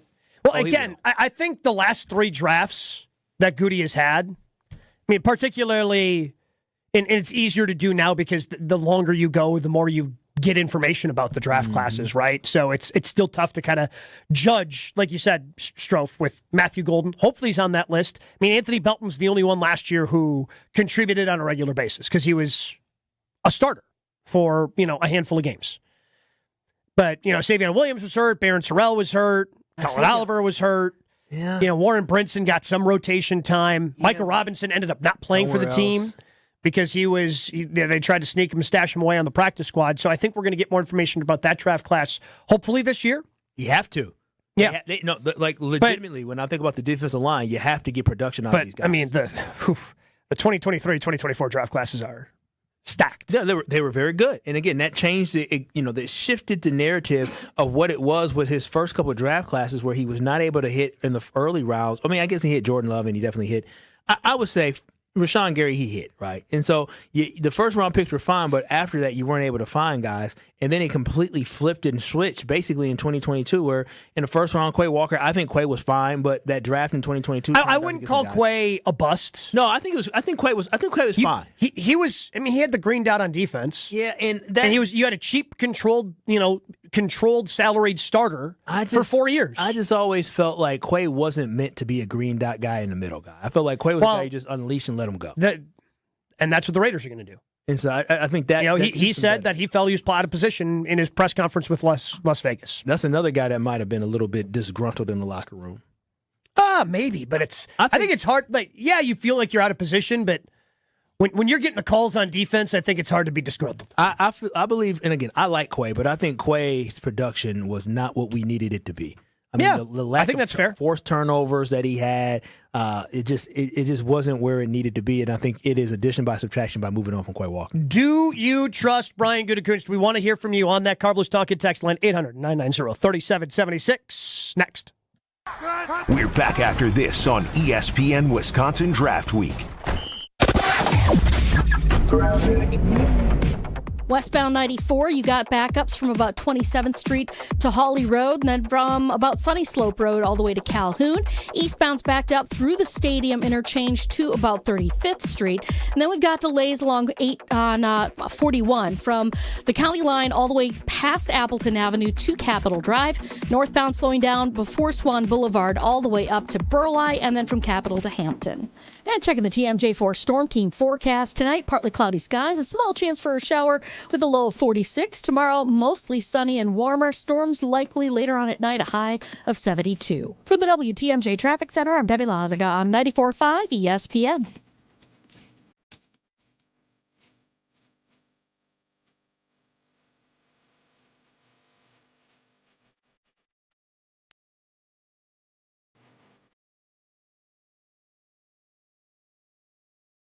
On this show, it's always football season. I'm not overly concerned because it seems as if Green Bay's not overly concerned. Wilde and Tausch, presented by Pella Windows and Doors of Wisconsin. Everybody over there feels like this team was there. We got short-circuited with injuries. We have the right staff, we have the right people, and we have the right players. We just need to stay healthy, and we'll be champions. Weekdays from 9 to noon on 94.5 ESPN, ESPN Milwaukee's YouTube channel, and the ESPN Wisconsin app.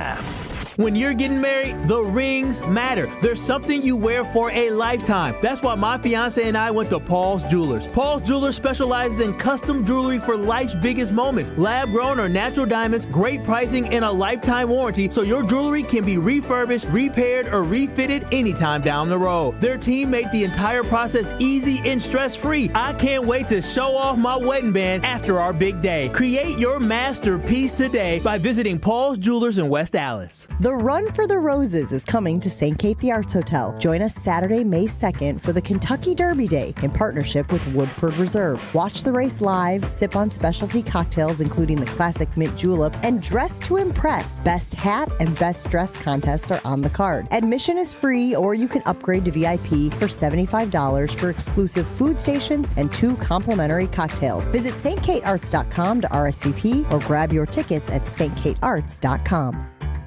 At Saturn Lounge, we know if your marketing actually worked, you would know. Your website would perform. Your storytelling would inspire. Your campaigns would deliver leads that become sales. You wouldn't need a report to tell you. Visit SaturnLounge.com today. When marketing works, it shows.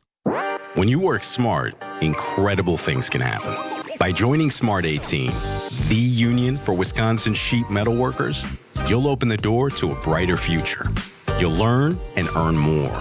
Enjoy awesome benefits across the board. Build a great career and feel empowered and supported every step of the way. The smartest career decision you'll ever make starts with Smart 18. Find out more today at smart18info.com. Let's talk about home turf. Your lawn is a reflection of your pride, hard work, and even competitive spirit. If you want a yard that makes the neighbors stop and stare, you need the right plan. That's where Weedman Lawn Care comes in. Weedman's lawn care program is kid and pet friendly, uses golf course quality fertilizer, and has an effective weed treatment to dominate any issue. Get a free quote of Weedman's winning formula for your yard at weedman.com and get 50% off your first treatment. That's weedman.com. Weedman for the win.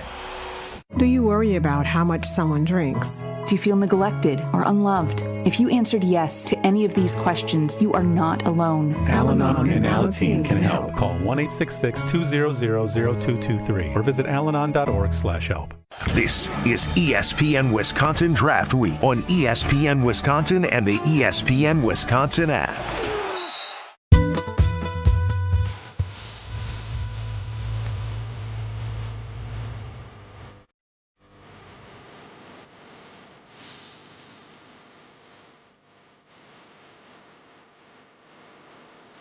Simple question today. Do you trust Goody? 800-990-3776. Alan in Milwaukee saying the problem with Goody isn't his draft picks. It's letting good draft picks walk when they should be re-signed, and his stubbornness of rolling with problems year after year instead of bringing a proven veteran to plug the hole and move on. I mean, again, I know we have our gripes of players who have moved on. And of course, like the biggest names I think of are like Micah Hyde, Casey Hayward. Woo, yeah. But that was under Ted, right? Like, and the Packers were playing them out of position, right? They thought Hayward was more of a slot guy, or he goes on and is pretty good on the outside, and Micah Hyde ends up being a pretty good safety in Buffalo, and all those different things.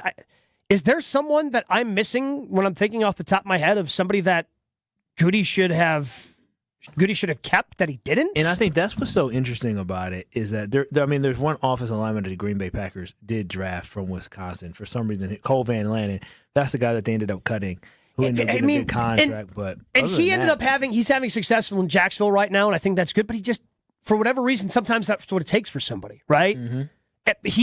I would say that's a different than what we saw with the other two I just mentioned, because like Cole Van Lannon really didn't do much here. He didn't do anything. Yeah. And so we went on. Traded him right away, basically. Yeah. And so, but when I look at it, it's kind of one of those things where, okay, you realize when you don't have a guy, but it also is sometimes disappointing where some of those guys that the Packers did move on from, that you use draft capital on, did not go on to find success, or guys that you had in their first contract and you moved on from. There's not a guy like we're like, oh my gosh, look at how he's thriving. Now, we just mentioned one with Quay Walker where he may thrive, and I guess Eric Stokes had a really good year last year, his first season out of Green Bay. But I don't think but nobody was clamoring at the time, going, "Oh, I can't believe."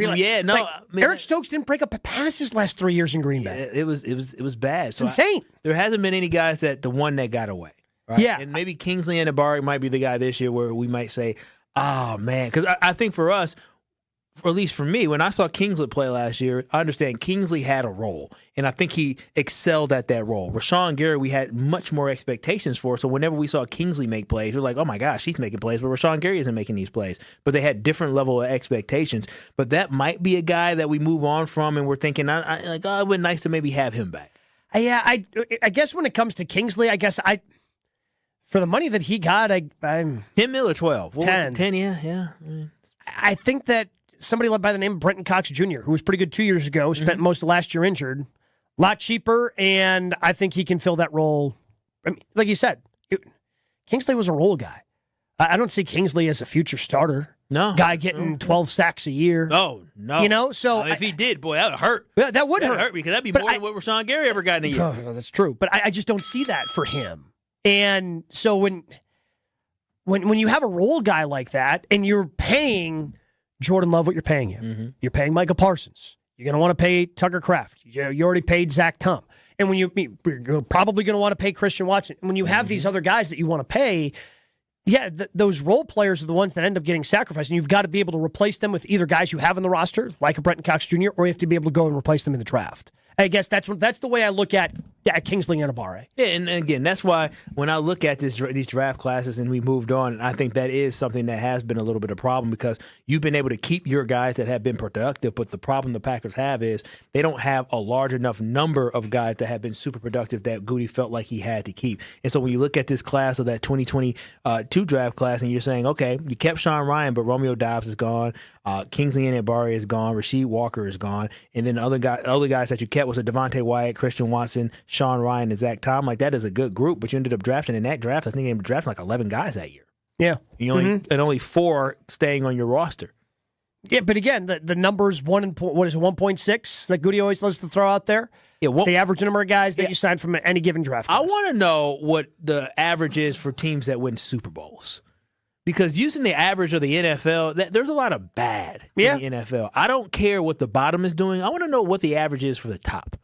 And when I look up and down the 2 teams that went to a Super Bowl, granted, you talk about the quarterback from one of the teams, and Sam Darnold, he wasn't drafted, but I know a handful of guys that were making an impact, whether or not it's Kenneth Walker or whether or not it's JSN, whether we're. But those are guys who are still on the rookie deals. Because Kenneth is now gone. He is gone. But when I look up and down, they added some pieces in. But when I look at some of the guys that they had, some of those contributors were guys that they actually drafted, right? So they probably have more than 1.7 or 1.2, whatever the number is. Yeah. 800-990-3776 is the Carlos Talking text line. Let's go to Eric in Green Bay. Eric, welcome into ESPN Wisconsin Draft Week. Hey, guys. How you doing? What up, Eric? Good. I would say overall, just kind of just a question where, like, I trust Gutekunst, and I think he does a good job kind of finding value, especially near the end of the draft. You guys have brought up a lot of these guys. Your Edrin Coopers, your Evan Williams, even like a Romeo Doubs, some of these middle round players. Outside of the third round, historically, I think if he gets more value than you would expect from that pick within those rounds. I would say just like round 1, especially last few years.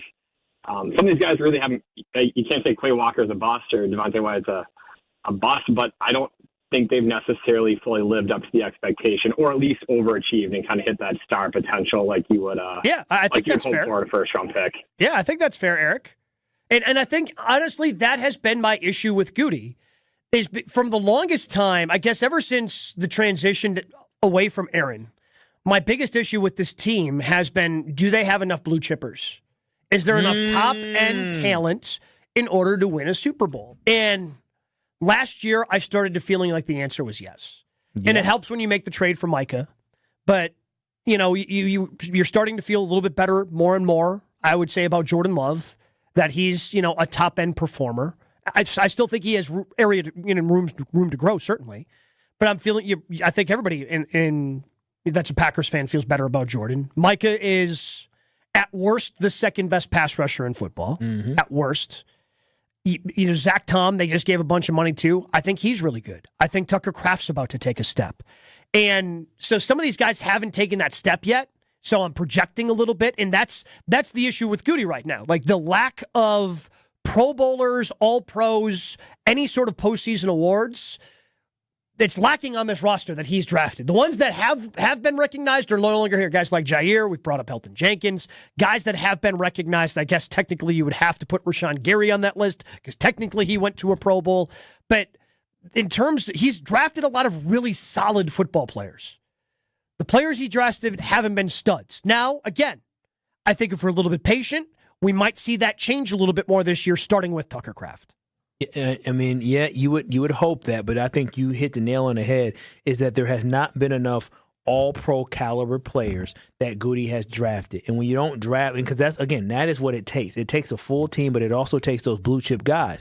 And when you're talking about a Xavier McKinney, you signed him. When you're talking about a Josh Jacobs, you signed him. When you're even talking about getting Micah Parsons, you traded for him. You have not, and how much we love Jordan Love. He hasn't been even Pro Bowler yet. Yeah, and that's great. Right? Like, that's great to be able to go out and get that talent, but at the same time, you have to, I promise you, you take a look at the rosters of teams that have gone and won Super Bowls.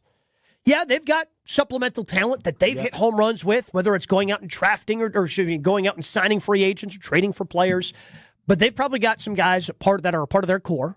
Yep. That they drafted. The core pieces, foundational pieces, a lot of times come with those young guys that develop, right, when you actually hit. And Goody has not been able to get those guys who have been able to elevate themselves to that level. Now, again, that's why when I look at some of these most recent draft classes and I salivate over the fact of how good Adrian Cooper could be next year, especially with a position where I really feel like he's going to be put in a better position with Zaire Franklin there in the middle versus having Quay Walker. Javon Bullard, another guy who a lot of folks are excited about what he's going to be year 3. And Evan Williams, like that draft class is now going to be guys in year 3 where they truly emerge. And that's why when you miss on a Lucas Van Ness, it really impacts your future. Because if Lucas Van Ness turned into, again, he doesn't have to be a guy that's getting 15 sacks, but a guy that can cause problems, right? A guy that, you got to look at. Because right now, I just feel like he's just another dude out there. I don't feel like he's a guy that they have to game plan for or have to think about. Absolutely right? not. And so, I mean, honestly, Rashawn Gary is more productive than he was, and now this is the guy that you're expecting to not only fill that void, you want him to exceed what Rashawn Gary was. And so if you hit on Lucas Van Ness, we're having a completely different conversation about the trajectory and the direction of this team going into the 2026 season. We continue. We still want to hear from you. 800-990-3776. Do you trust Goody? Do we have like a Twitter poll question in the field? Did you answer it? Did you trust Goody? Yeah, I trust Goody with this draft. All right, now I trust him too. I like this. Because I also don't think that, especially with this draft class, you're not looking for difference makers. Like, you don't need... The Packers aren't in a spot where the second-round pick is going to be the difference between them making or missing a Super Bowl. See, I believe that it is not the difference between making a Super Bowl, but I do believe it is the difference of making sure that this roster is going to be Super Bowl ready. Yeah, but I don't think like you're expecting any one of these players to be a difference maker. They're depth pieces right now. Yeah, and you're hoping that they develop. And the difference, I think, when I take a look at, again, just last year's draft class versus the previous two, and we've listed off the guys, whether it's Jaden Reed, Tucker Kraft, from that draft. I mean, Luke Musgrave certainly got a lot of run. Carrington Valentine, 2024, Cooper, Bullard, Evan Williams, right? Jordan Morgan. Yeah. The roster's in a completely different spot because you have those guys filling roster spots. They had open roster spots for those guys to take and go and start. The only position that's truly open right now for someone to start is corner. It sure is, and that to me can be a big difference if you find a corner that can start. Right, and you looked at the Super Bowl 2 years ago where the Philadelphia Eagles, their first and second round picks, ended up being starters in that Super Bowl, and one of them had a touchdown in that Super Bowl. That's what I want. Because to me, I see the proof of concept. That is exactly what I want. When we were talking about the safety Nick Imawore, I probably said that wrong. I am sorry. From the Seattle Seahawks. I thought he did. Okay, thank you. I thought he got it. To me, how about that? As a safety, I mean, he was a rookie and he made an impact. And so what I'm saying is that that's what it takes. So I think the expectation, if I trust in Goody, is that he's going to be able to find a guy that can be a contributor on a Super Bowl caliber team. I have no idea what this next segment is. But I'm going to find out coming up next on ESPN Wisconsin Draft. We're back after this on ESPN Wisconsin Draft Week. Westbound 94, you got backups from about 27th Street to Hawley Road, and then from about Sunny Slope Road all the way to Calhoun. Eastbound's backed up through the stadium interchange to about 35th Street. And then we've got delays along 41 from the county line all the way past Appleton Avenue to Capitol Drive. Northbound slowing down before Swan Boulevard all the way up to Burleigh, and then from Capitol to Hampton. And checking the TMJ4 Storm Team forecast tonight, partly cloudy skies, a small chance for a shower with a low of 46. Tomorrow, mostly sunny and warmer. Storms likely later on at night, a high of 72. For the WTMJ Traffic Center, I'm Debbie Lazaga on 94.5 ESPN.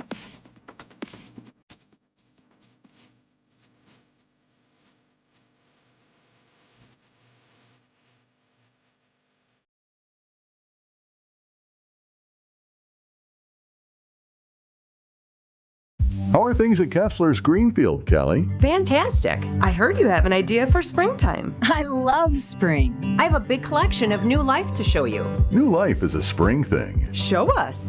I call it crosses and clovers. These are amazing. Well done, Kelly. These are stunningly unique. Kelly, the surface of this 4-leaf clover is fantastic. What's it made of? Sarah, the surface of that lucky 4-leaf clover is made of crushed black diamonds. Wow. I'm buying this one. How much? $185. In yellow gold vermeil, it's just $270. This cross, $90. And these initials pendants? These are $60. Clovers, crosses, and personalized pendants. And a leprechaun that says they're magically delicious. Sarah, that's a breakfast cereal. Kelly, you've done well. Extremely well. Extremely very well. Happy springtime, everyone. To find the Kesslers nearest you, visit KesslersDiamonds.com. I'm very familiar with Gruber Law Offices because they're always out in the community. Gruber Law Offices are known to be honest, hardworking. They're always involved in our neighborhoods. Gruber Law Offices make our community a better place. They are the best. For nearly 40 years, Gruber Law Offices has helped people throughout Wisconsin. If you're injured, we're here to help. One call, that's all. Wisconsin would not be the same without Gruber Law Offices. This is Coach Greg Gard. I've lived my whole life in Wisconsin, and I know what people here value: hard work, honesty, and looking out for one another. That's exactly how Bank CMG approaches banking. They combine hometown values with modern tools to help people make confident financial decisions. When you want a bank that understands where you're coming from, Bank CMG makes sense. Visit bankcmg.com or stop by your local branch. Let's get to work. My house has a new glow. I love my windows. Universal Windows Direct. Hey, it's Kyle Wallace. Right now, buy 2 windows, get 2 free in 24 months with no payments or interest plus $500 off. Restrictions apply. Call 414-410-2000. And like me, you'll be saying, I love my windows. I love my windows. They've got that brand new home effect. Universal Windows Direct. An epic Brewers Pirates series is coming April 24th through the 26th. Kick it off with Star Wars Night on Friday the 24th. And check out a post-game laser show presented by ESPN Milwaukee. Then on Saturday the 25th, get a Brewers Windbreaker giveaway courtesy of Courts. Wrap up the series with Family Sunday fun and kids cheer free. Plus, the first 5,000 kids take home an Abner Uribe poster. Grab a seat at Brewers.com. This is ESPN Wisconsin Draft Week on ESPN Wisconsin and the ESPN Wisconsin app.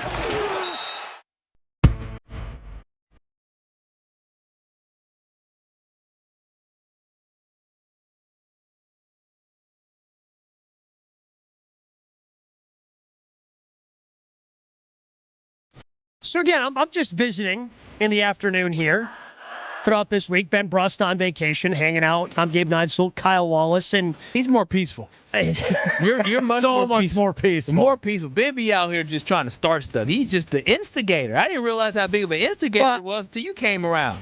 Blood pressure was a bit lower. You just getting texts during the show from baby girl, Kyle, blood pressure, blood pressure. Don't have that. No, not at all. Well, maybe again, I feel like Stroph's a little frustrated with me because I don't know what this segment is.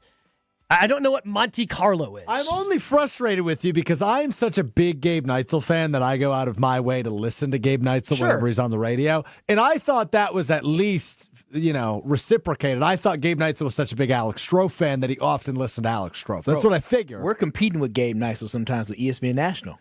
I don't know that it's really a competition if it's all in the same family. Yeah. It's like saying you and your brother are competing. Okay, well, he's attracting other It's like audiences saying across you the and country. Rich Eisen are going head to head when you're doing your truth show. Oh, that's true. It's That's true. Do you view Rich Eisen as your competitor? I wish I was in the same class as Rich Eisen. He doesn't know who I am. That's a fair point. All right, Gabe, you ready to learn about the future? Let's do it.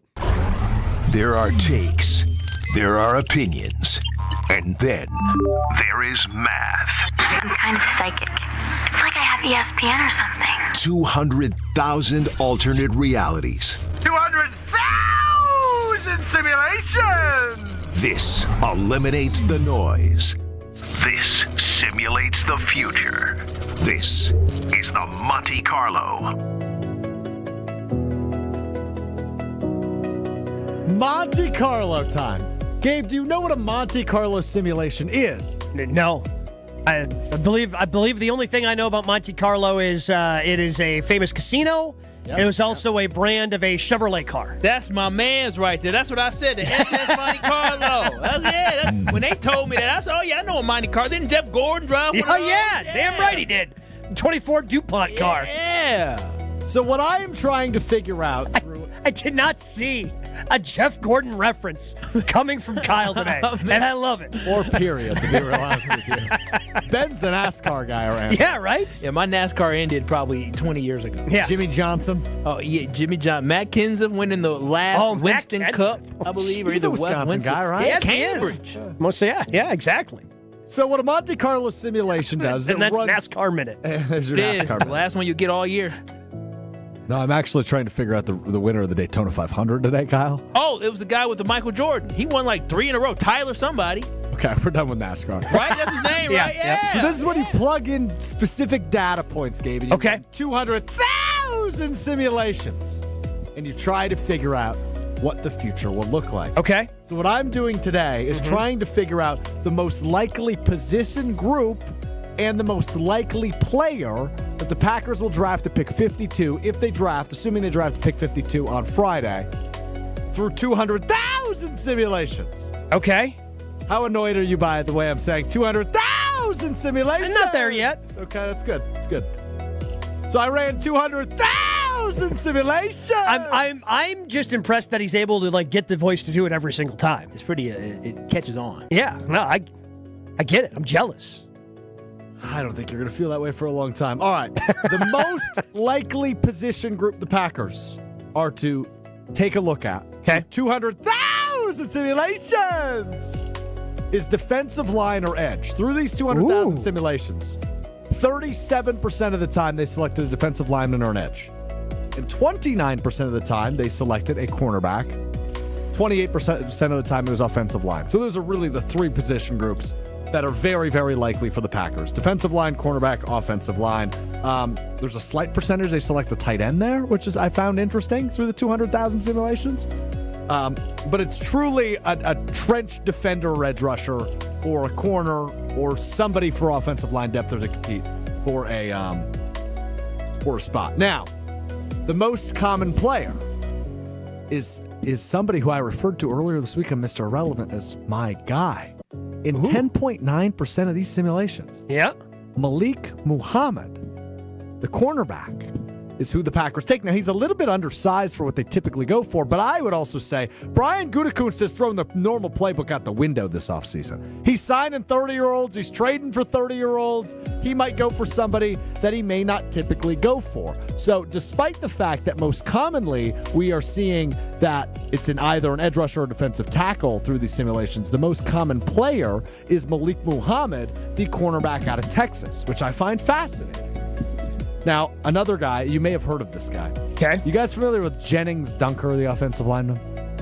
I am not. Which number 1 is just an amazing name. It's a great name. That's not the guy that was fast, the guy from Nebraska or something like that? No, he's from Iowa. Iowa, He has a terrific mullet. He is an offensive tackle, 6'5", 319. Yes. A great mullet. He is drafted to the Packers in 8.4% of these simulations. And I know a lot of Packers fans loved him. Jennings Dunker. But what to keep your eye on according to the 200,000 simulations? Edge, or really defensive line, period, most commonly. Then right behind that is cornerback. Behind that is offensive line. But the most common player is Malik Muhammad out of Texas, cornerback. So, according to the Monte Carlo game and why we run this, it's telling me the Packers are going to draft Malik Muhammad. So Malik Muhammad, 6 feet tall, 182 pounds. It is very incredibly fast. He's got the 4.42 40 time. I feel like, again, Goody has been throwing stuff out the window. I feel like he's been pretty rigid on and not very flexible when it comes to cornerback size. Because the height is there. He's a little slighter, a little slight. Yeah, a little slight. But I would say, Gabe, the last 3 corners they've drafted have been 7th-round picks. Sure. And their last 5 haven't particularly been hits outside of Carrington Valentine. That dates back to Eric Stokes. Eric Stokes, Shamar Jean Charles, Carrington Valentine, and then the last 2 7th-rounders. So Kalen King was 2 years ago, and I'm blanking on Micah Robinson was last year. That's the last 5 corners they've drafted. Only one of them still on the team. Yeah, the reason why Malik Muhammad is somebody that I think that could work for the Packers is just looking at the RAS score. That's what I look at. He loves RAS, and when you look at that relative athletic score, is he jumps off the chart. He has he's fast, a great vert. The height is there as well from him, and so that's why I think when I think about could this be the guy? Yeah, based off purely just his RAS score being very high. Yeah, and look, if the weight's a little bit of concern, should be able to put some weight on it. It's not like he's super far away from what some of these other ones You're have. Mr. National. Is this a good corner draft? Yeah, from my understanding, again, the top end isn't necessarily there. And I think this is true of a couple of other positions where you don't have, oh man, just going to be a run of them. It seems like there's some depth. And in the 2nd and 3rd round, it seems that's when a lot of these guys are going to be going. So now, the problem with being 52 is I don't know when that run is coming. That's what I was about to ask. So it could be before the Packers and force them to move up in the 2nd round. If they want a corner, or they could just hope that somebody's there in the 3rd. Or does that mean they reach at 52? Or do they just try to drop back a couple of spots and pick up extra draft picks somewhere? That's going to be the tricky part. Nobody obviously knows when the run is coming, but there will be a run at some point in the 2nd round on cornerbacks. And I guess the one thing about these runs going in the 2nd round, you definitely get a little bit nervous about it. But the good thing, the one thing about the run is in the 1st round is when the run you get nervous about certain stuff about a guy's going, the wide receivers going. I think last year, it was wide receivers we were very nervous about, wasn't it? Yeah. That they started going because we're like, uh-oh. Yeah, and then Golden, because we all wanted a wide receiver, and Golden still ended up being there when they picked. So, again, that run's coming. Hopefully it doesn't come too soon. Again, the problem is it ain't tomorrow. You got to wait all the way until Friday. We've got more ESPN Wisconsin draft coverage coming up next. We're back after this on ESPN Wisconsin Draft Week. With Wilde and Tausch, you won't miss a play. Yeah, coaching matters a lot, and we've fallen short. Those are the facts. Matt LaFleur's on the clock, man. And I know he got an extension, but I'll say this. If they revert and don't get better, you're evaluated on your results. Presented by Pella Windows and Doors of Wisconsin. Everybody knows, it's championship or bust. That is what Green Bay is. And unfortunately, we've had 15 years of bust. Weekdays from 9 to noon on 94.5 ESPN, ESPN Milwaukee's YouTube channel, and the ESPN Wisconsin app. Got your tax refund? Before it mysteriously disappears, invested in something you'll actually see every day. Your home. At Exterior Pros and Baths, turn that refund into energy-efficient windows, durable roofing, new siding, or a beautiful bath remodel. And they'll take it even further with $3,000 off your project. That's $3,000 in instant savings during the April savings event. But don't wait. This offer won't last long. Call 262-800-4274 or visit extpros.com today. Exterior Pros and Baths. Big savings done right. She walked miles with her granddaughters every day at Disney with zero knee pain, but she couldn't have done that months ago. This all started with a visit to QC Kinetics. We have spent the last 4 days going from park to park, walking all day long, no pain. I feel fantastic. Here's what baffles people when they hear Kathy's story. The doctor said, you need 2 full knee replacements. And I said, that's not going to happen. I went to QC Kinetics, started treatment that day. Within a couple of weeks, I was absolutely pain-free. It's the kind of story that QC Kinetics hears from patients all the time. I cannot thank QC Kinetics enough for giving me my life back. I'm active again and loving it. I'm well over a year out. I've had absolutely no pain in either knee. Before you agree to surgery, listen to this. Think about it. Tomorrow is Animal Kingdom, so yeah, gotta go. Kathy's glad she took them up on the free consultation. We have one set aside for you. Call QC Kinetics, 414-240-2298. That's 414-240-2298. 414-240-2298. Ben Brust here, and let's cut the crap. I've been sold the lie with sportswear too. You pay a fortune for big name gear, a fancy logo, and a slogan, and it still stinks. Then I found Iron Jock, and now it's all I wear. It's built on science. Their silver ion technology is woven right into the fabric. It kills 99.9% of odor-causing bacteria, and it never washes out, ever. Get yours today at ironjock.com. That's ironjoc.com.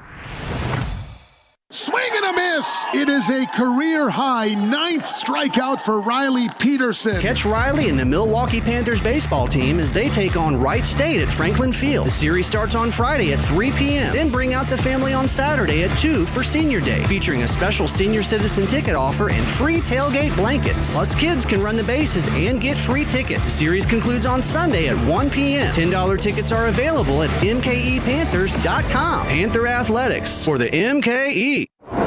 Hey Wisconsin, it's construction season and the Wisconsin DOT wants to help you safely navigate work zones in your area. Check 511wi.gov or download the free 511 app to see current road work, closures, detours, and camera views on your route. Wherever your travels take you, know before you go with 511wi.gov. That's 511wi.gov.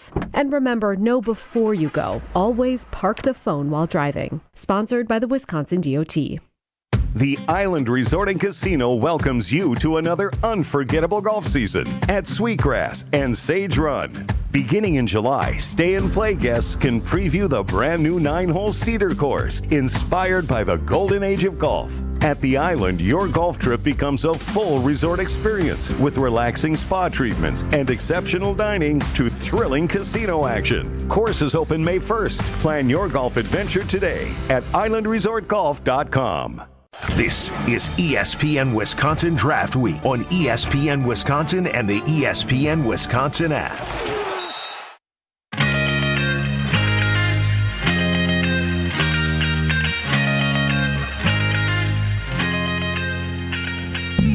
How do you feel about Dick Trickle? Huh? If we're talking NASCAR legend Dick Trickle? Are you familiar? I'm not Googling that on my computer at work. That is the all-time uncomfortable, unfortunate name in professional sports. I mean, yeah, shout out to Chef Ed. His name is Richard, probably. But he went by Dick Trickle. He's from Wisconsin. Yep. Oh. And he went by Dick Trickle. What was the 1970s racer, 80s? Yeah. Late 70s, early 80s, I want to say. Them cars back in the day were big and bulky. Yeah. By the way, Tyler Reddick is the name of the day. Tyler Reddick, yeah. Name of the Daytona 500 winner. Yeah, just again, trying to get out of the NASCAR talk out of the way. But we are going to continue to talk about the Packers draft and a couple other things we want to touch on in the world of Milwaukee and Wisconsin sports. But you can always join the conversation at 800-990-3776. It's an easy question today. Do you trust Brian Gutekunst? And I've seen a couple of reactions on the Carpus Talking text line. Well, why is it talking about Goody? Because this is Goody's time to shine, man. Like, this is when Goody is supposed to step up and shine. That was the off season. Yeah, well, and not only just the off season, but the NFL draft is where the second and third round he's been able to cook. He's done a very good job the last couple of seasons in finding some pieces in that. And so now with it being the second and third round pick, being the most important picks of this year's draft for him, let's see what you can do, man. Yeah. Do you trust Brian Gutekunst? We'll get Homer's answer on that. I'm curious to see what he says. He's going to be joining us in that 4 o'clock hour coming up very shortly. Also because, again, someone's always got to be speaking or doing something from the Milwaukee Bucks. Giannis posting on social media. that soap opera continues, and that's going to continue to drag out in the offseason. We will get to that. The Wheel of Strofe, that is all coming up next. Jim, Matt, Molly, they've got you in Madison, Milwaukee. We've got you right here, 94.5 ESPN, as we continue ESPN Wisconsin Draft Week.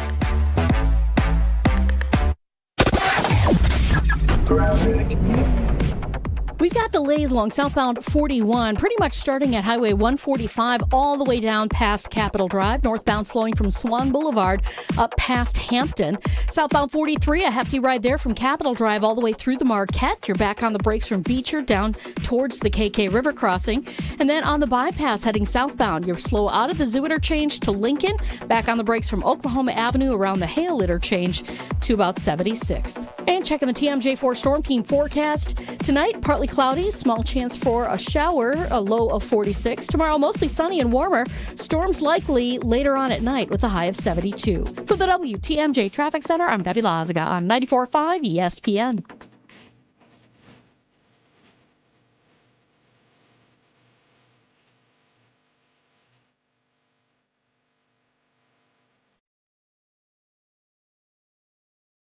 When Milwaukee families need help, the United Way is there, reducing barriers to employment, providing transportation, safe and stable homes, and more for over 192,000 people. And this month, Cunis is proud to stand beside them. Hi, I'm Bill Eater with Cunis of Milwaukee. And I am Tony Avery with the United Way of Greater Milwaukee and Waukesha County. During the Cunis Drives Milwaukee 1000 event, they're donating $100 to the United Way for every vehicle sold. Our goal this month is simple: 1,000 vehicles across 3 Cunis Milwaukee dealerships. For a $100,000 donation to the United Way of Greater Milwaukee and Waukesha County. To help us reach our goal, you'll find incredible deals on all new and pre-owned vehicles at our 3 locations in Greenfield, Oak Creek, and Hope Chevrolet on West Metro Auto Mall. Be a part of driving Milwaukee forward at the Cunis Drives Milwaukee 1000 event. Start your search today at CunisMKE.com. That's CunisMKE.com. Tune in to KBN every day at 2 o'clock. Kyle Brust and Nortman. 94.5 ESPN is WKTI and WKTI HD, Milwaukee. A locally owned Good Karma brand station. The biggest event of the offseason. Franchise-changing picks. Green Bay Packers select Aaron Rodgers, quarterback from California. League-shaking moves. The Green Bay Packers select Jordan Love, quarterback, Utah State. This is ESPN Wisconsin Draft Week. The Green Bay Packers select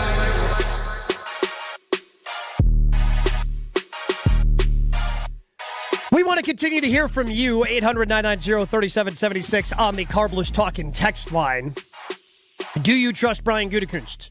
It's the question of the day, so you can chime in on that if you want to call, if you want to text, do that. But I also want to talk a little bit about the Milwaukee Bucks, because I feel like, again, Giannis seems like he's hanging out.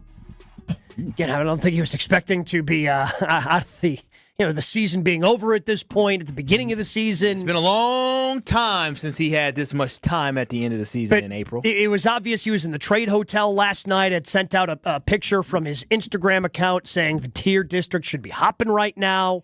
Sad. That's kind of sad. Yeah, and it should be, but it's not. So I don't know if him hanging around, posting things like that, posting things like he did on his social media accounts, talking about Milwaukee being his city, calling Milwaukee my city, and put my in all caps. If there's a growing hope that he is going to be sticking around beyond 2026, 27, he's going to sign that Supermax. I don't know. So I'm trying to figure out right now, because usually, again, as Bucks fans, we've gotten used to diving in and kind of settling in, watching the NBA, postseason. And now with the playoffs going on, there's, are you rooting for anything? Is there, because, again, in certain situations, if you're somebody who thinks that Giannis is not going to be sticking around, you're probably hoping that some of these teams fall flat on their face.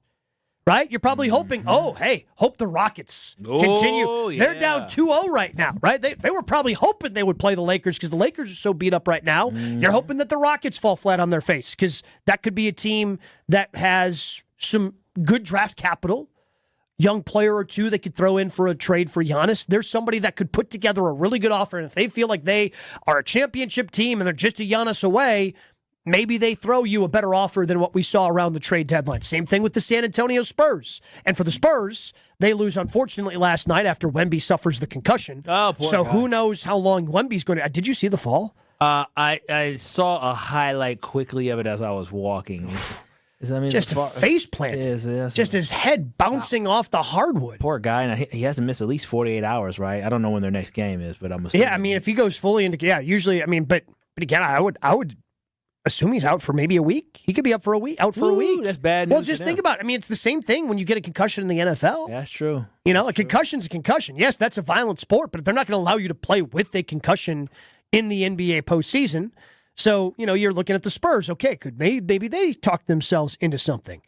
You might be, again, sounds strange maybe, but you might be rooting for the Knicks because if you want Giannis to stick around, because the Knicks, should they go and win a championship this year, which I highly doubt that they're capable of. Highly doubt. But if they go and do the impossible, then if you're somebody that wants Giannis to stick around, are you rooting for the Knicks? Because if they win a championship, that makes Giannis go, okay, maybe I'll just stay in Milwaukee. They've won that, you know. So I'm just curious what Bucks fans are doing. Or are you just going, hey, this basketball season was a disaster. Well, and I'm watching the Brewers every night. I don't care what's going on in the NBA. Happy that it's finally over. But for me, I am cheering for a couple things. The New York Knicks thing, he ain't going to New York, and I don't care if Giannis wants to go to New York. We can't trade him to New York because New York ain't got no assets, trade assets, or players that I want on this team. But I have been rooting a little bit for not only for the Houston Rockets to fail, but also I want the Spurs to fail because both those teams have young assets. And if you don't break through this year and find the Spurs, if they're not able to break through and they think maybe we might be a piece away, or the Houston Rockets where the KD experiment isn't working that well, then those might be two teams that are saying, well, we still have young talent on this roster, and maybe bringing a guy the caliber who's not 37 years old like KD, but bringing a guy like a Giannis Antetokounmpo who's still in his prime, who has won a championship, to be able to bring him in here to do something special. And so that's why when I'm cheering for certain teams to lose, I'm cheering for the Houston Rockets that have good young players, but also a lot of trade assets, and the San Antonio Spurs. Those are the guys that I'm cheering for. Did Wemby get knocked out? The way he was laying on the ground. Yeah, I honestly think he did. It's crazy. Like it looked like he kind of like honestly like, and it's not funny, but Chewy tells this story all the time of Don Beebe.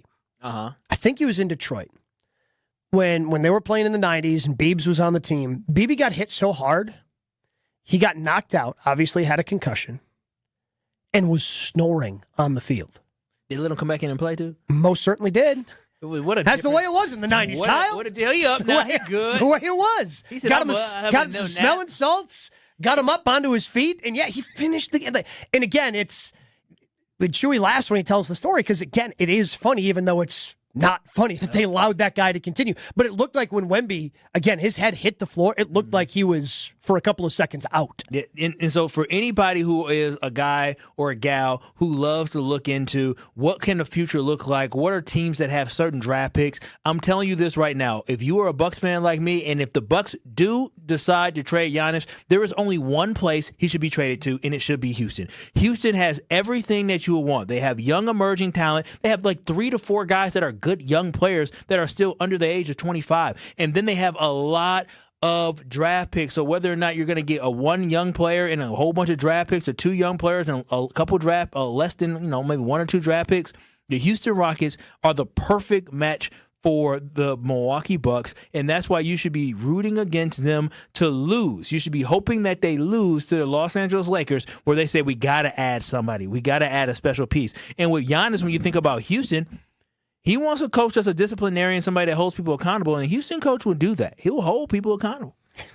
And that's it for himself. Well, I was about to say, that's kind of a situation that they're dealing with New England right now. Like, but kind of a do as I say, not as I do situation down there. And so, he was basically the architect of that, but not architect, but the guy that was coaching out there in Boston before they ended up winning that title. And so when I look at, yes, I don't want Giannis to leave, but the reality is the Bucks and Giannis together, that relationship is going nowhere fast. I am not stupid. If we keep Giannis here around here, maybe we find a way to compete again within the next 4 years, but more than likely, the Bucks won't be very good. We'll be in the same exact place we were during the Herb Cole years. It's just a mediocrity. And I understand how great Giannis can be, but winning 45 games and not having a chance to win a championship, that's not fun. Like, it's not. Once you get a taste. It's funner than winning 32 games, I'll tell you that right now. It is, but once you get a taste of winning, once you actually know what it takes to win a championship, it was so fun to say Bucks in 6. It was so fun to dream. What we didn't realize is that it takes like a legit team to win an NBA title. And the Bucks rarely have had a legit team. Maybe in our lifetime, maybe they've had 3 or 4 teams, and most of those teams outside of having Giannis, maybe the big 3 where they lost in Game 7 against the Philadelphia 76ers. But other than that, we're talking about in the span of 30-some years, the Bucks only had 3 to 4 teams that actually had a legitimate shot at winning a title. Oh, yeah. But when we see how hard it is, you're talking about a Hall of Famers. And honestly, those 3 or 4 teams, it all happened in successive years. Yeah. The 2019 team that was up 2-0 on the Raptors before they lost 4 in a row in the Eastern Conference Finals. The Bucks had the best record in the NBA, and they were rolling people before. Then you have the COVID interruption, then you go into the bubble, and that doesn't work out. Then you win the championship, and you were in a really good spot if Chris Middleton doesn't get hurt. Up 3-2 on the Celtics, and they win the last 2 games, unfortunately. 800-990-3776. Let's go to Jason in Hales Corners. Jason, you're on ESPN Wisconsin Draft Week. What's going on, man? Not much. Thanks for taking my call, guys. You were talking about Goody, and for me, I'm not a Goody fan. I think this is a make-or-break year for him. He's got to draft now.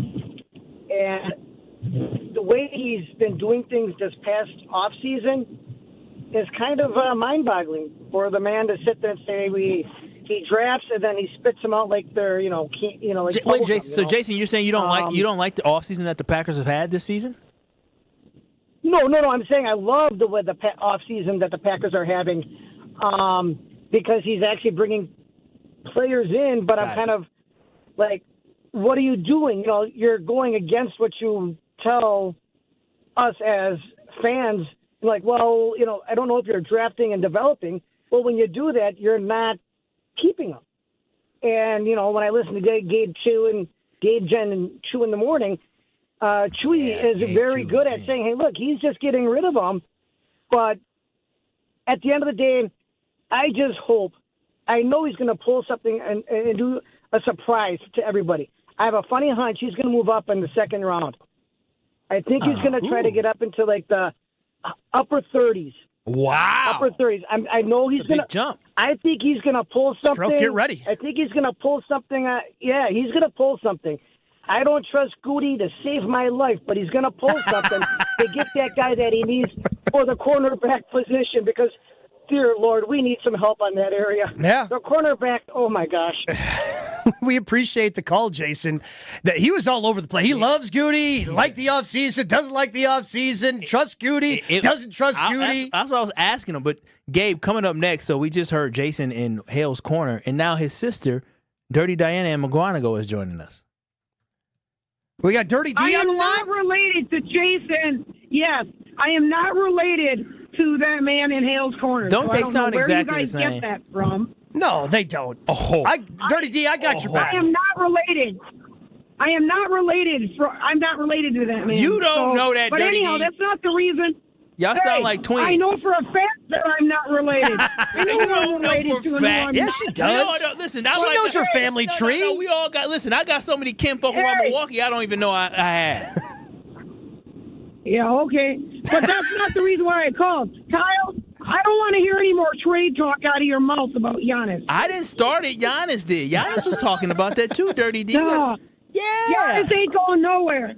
No, Giannis ain't going nowhere. Okay, Giannis. I hope she's right. I honestly have no idea. No, see, that's hoping and wishing. No. So you you just think if you say Giannis ain't going nowhere, he's gonna stay?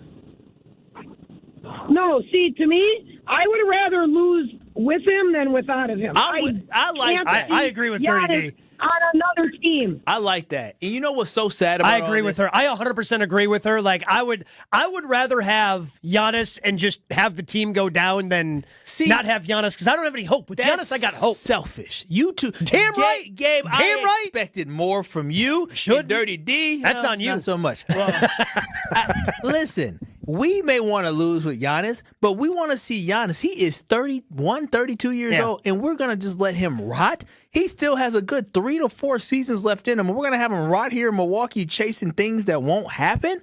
Giannis did something for this city that we hadn't seen in 50 years. The last thing I want him to do is be unhappy and rot away here when in his heart of hearts, all he wants to do is compete for another championship. Well, look, I'm not saying I just want Giannis to sign and that's it. Like, I want my teams to always be competitive. Mm-hmm. I want my teams to compete for championships.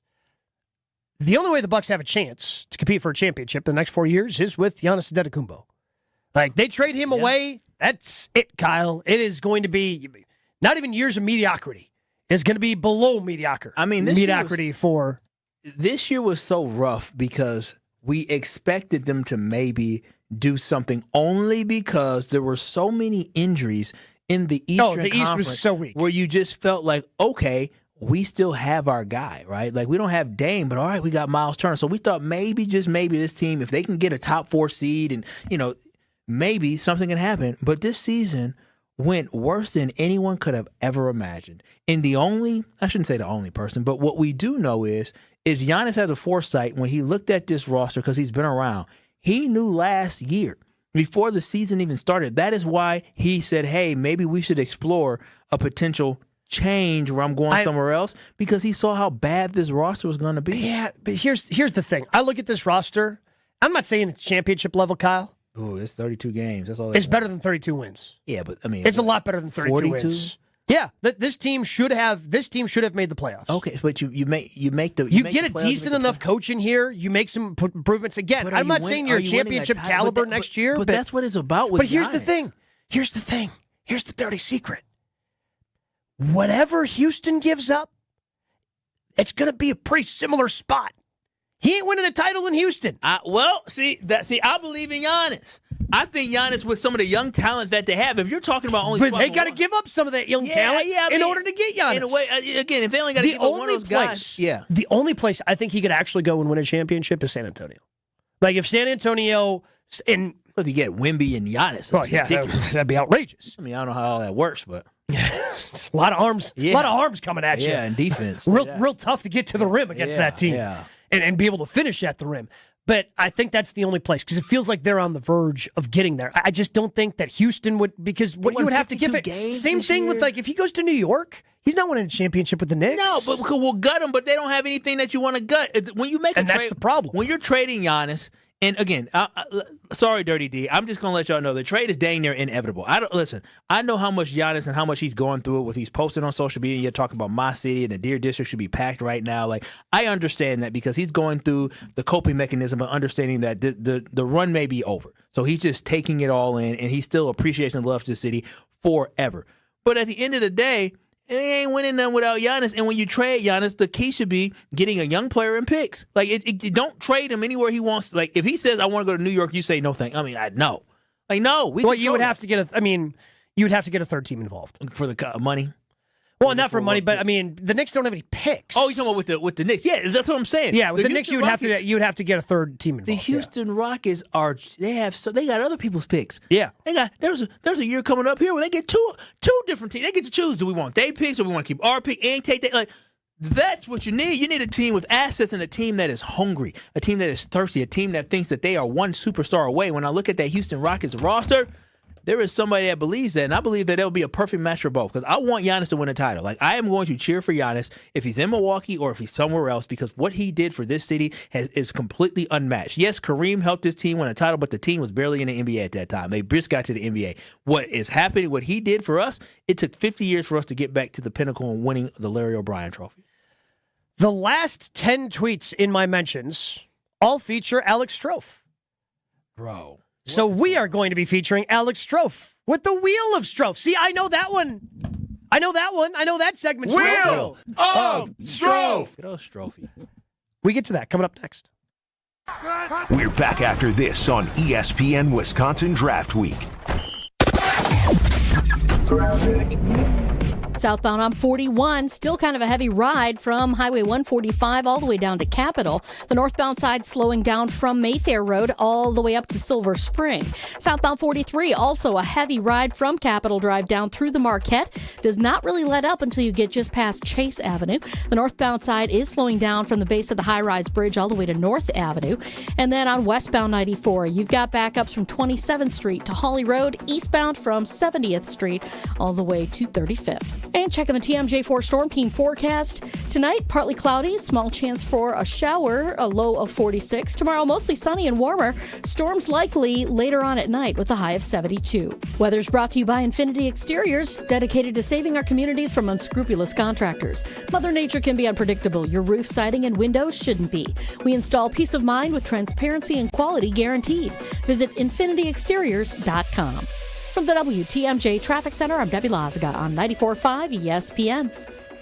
There are over 700,000 people in the Wisconsin retirement system, from the entire UW system to local police, firefighters, and publicly employed teachers. A powerful program, but you might have questions. Join Annex Wealth Management on Thursday, April 23rd at 1 p.m. for a free webinar. WTMJ's Steve Scafidi and experts from Annex will explore scenarios and answer your WRS questions live. No sales pressure, just education. Understand your WRS potential. Thursday, April 23rd at 1 p.m. Click events at annexwealth.com. Remember how you felt when you were 25? Your morning workouts were a breeze. You had a drive that kicked in way before your first cup of coffee. Does it feel like you're losing your edge? You know, it might not be your age. It could be low testosterone. At Mentality, we'll get to the bottom of what's really going on and build a personalized plan using testosterone replacement and peptide therapies to help restore your energy, focus, and drive. Get back to being the guy you used to be. Book your appointment with Mentality at lowtusa.com. Again, that's lowtusa.com.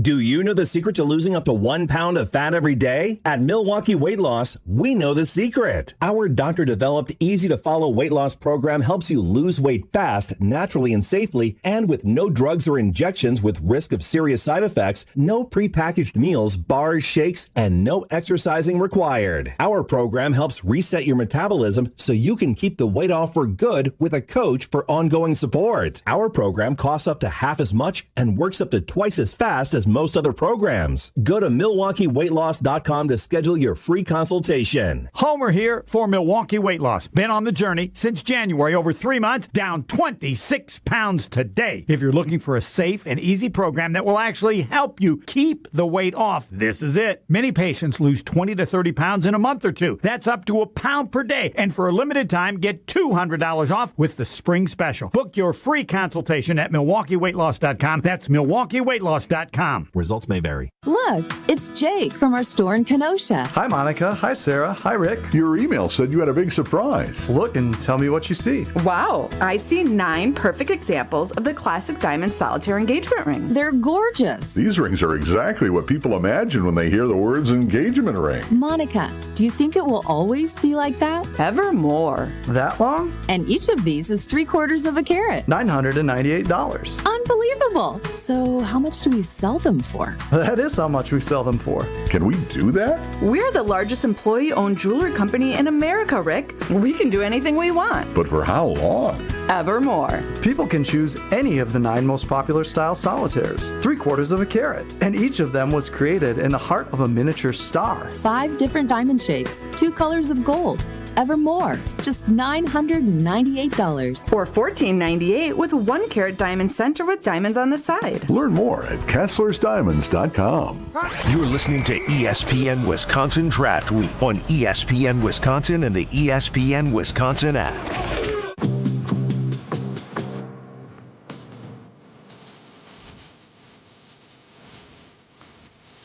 Hey, it's Kyle Walsh from ESPN Wisconsin, and you know that feeling this time of year. The weather is finally starting to break, and guess what? You're starting to open up those windows, but if those windows go and you got to try to push it up, you don't have to go through all that anymore. You can work with my friends at Universal Windows Direct because they have high-quality windows that are energy efficient, and they save you money on that heating and air conditioning bill that you have if you want to keep it from rising. And guess what? Right now is the perfect time to work with them because you can buy 2 windows and get 2 free, and there is no limit. Whether you're only looking to do a couple rooms or you're looking to do a whole house, they can do it, but they can do it at half the price. And on top of that, plus, you don't have to pay a single penny for the first 2 years. Yeah, you heard that right. 24 months, no payments, and no interest, giving you 2 full years to enjoy the comfort before paying a single dime. And because they love you, you can get $500 off your next home improvement project. What are you waiting for? Call Universal Windows Direct right now at 414-410-2000 or visit universalwindowsdirect.com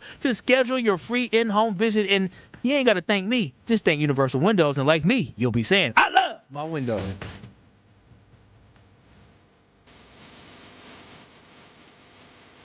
Still a little, just trying to collect myself over here. Wasn't ready for the sound effects. Yeah, can you make the sound effects of opening a window again? A squeaky window? I don't know. That's not the way you did it. What did I do? Well, what did I do?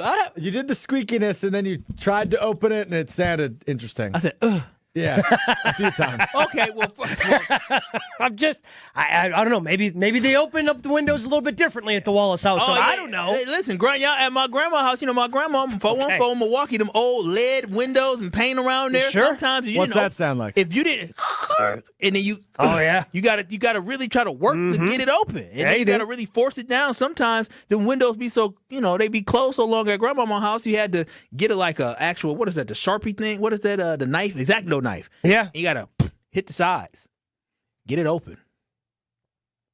Just me? All right, Strofe. It's time for the Wheel of Strofe. Another day, another buckaroonie on the wheel of Strofe. I've got a wheel, I've got topics. Okay, just a really quick question about the wheel because, again, I don't listen to every show every day. Yeah. And I know the wheel had to be replaced. It did. And then you guys weren't happy with the wheel that replaced the wheel, and you're going to get another wheel, but this is still the second wheel, right? No, this is the third wheel. This is the third wheel. This is the third wheel. Okay, I just wanted to make sure. It still doesn't make the greatest sound, so just to give you a heads up, this is what it sounds like.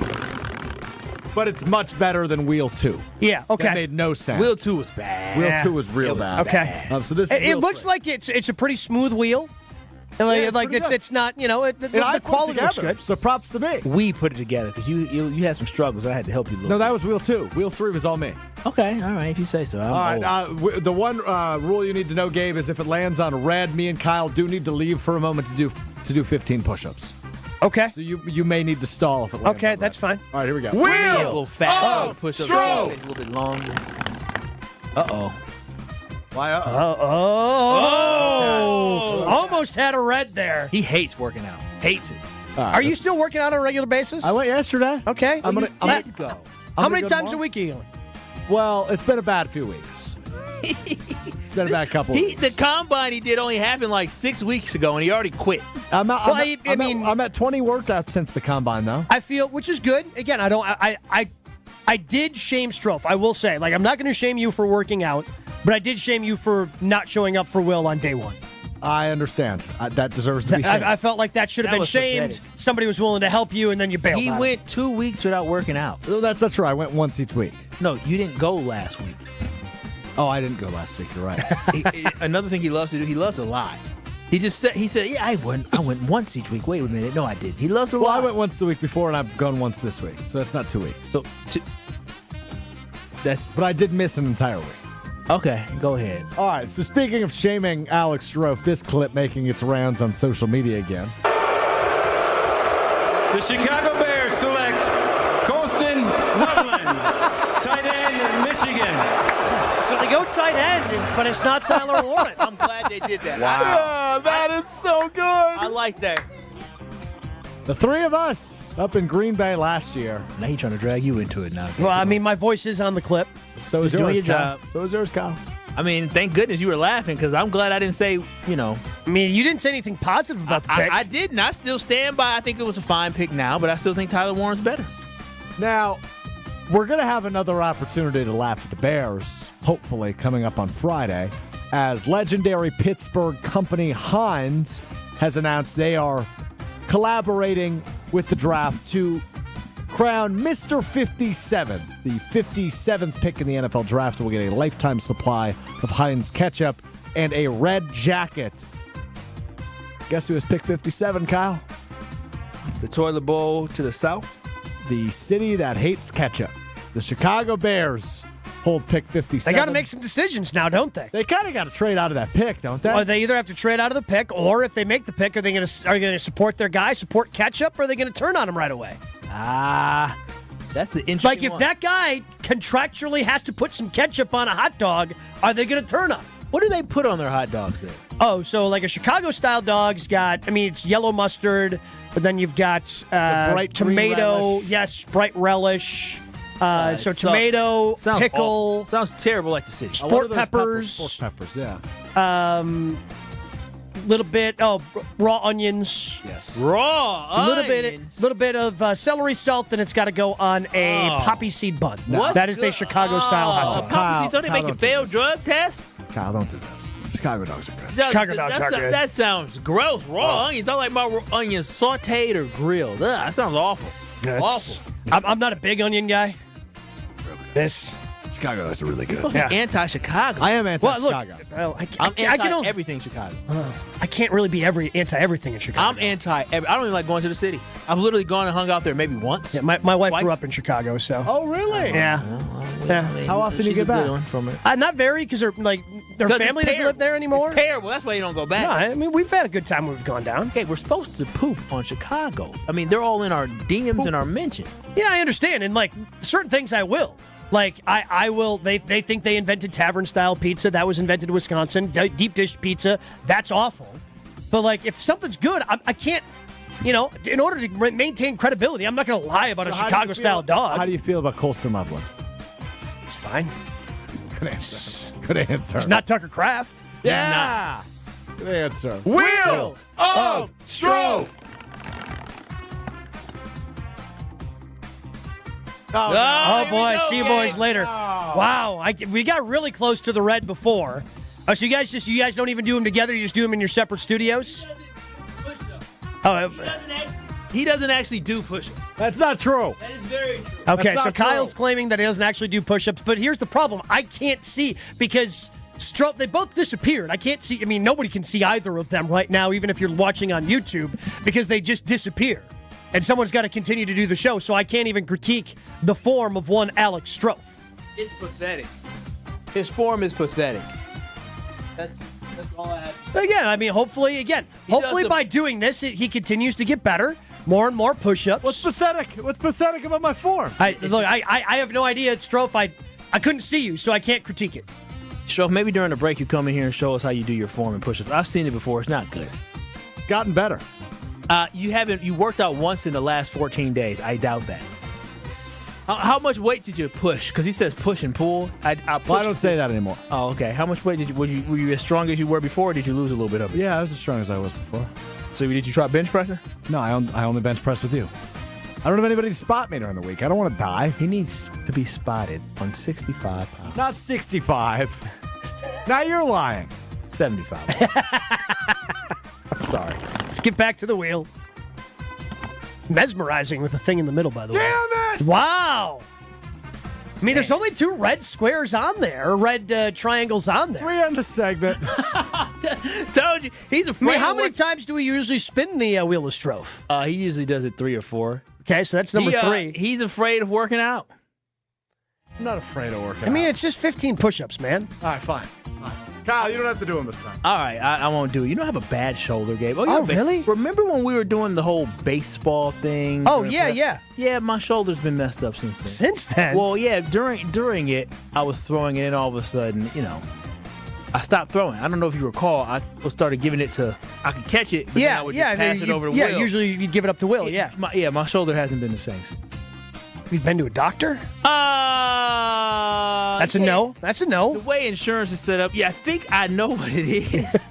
I'm going to wait until after the wedding to get it diagnosed, but I think my rotator cuff, some nerve must be pinched. Okay. I mean, you're a baseball guy, so I thought maybe you. Yeah, I mean, it could be a number of different things. Shoulders and elbows when it comes to throwing could be a number of different things. Right here in the front here, when I can reach up, but like when I go like this around, so you don't need Tommy John tight. to confirm, right? It clicks a little bit. What you think? Tommy John's in the elbow. Yeah, in the front. You've gotten that before, right? Not really. Inflammation? No, I mean the only time. Because when I started playing college baseball, like I threw more than I had ever thrown before in practice. So like my elbow got a little sore my freshman year, but you just kind of Tommy John?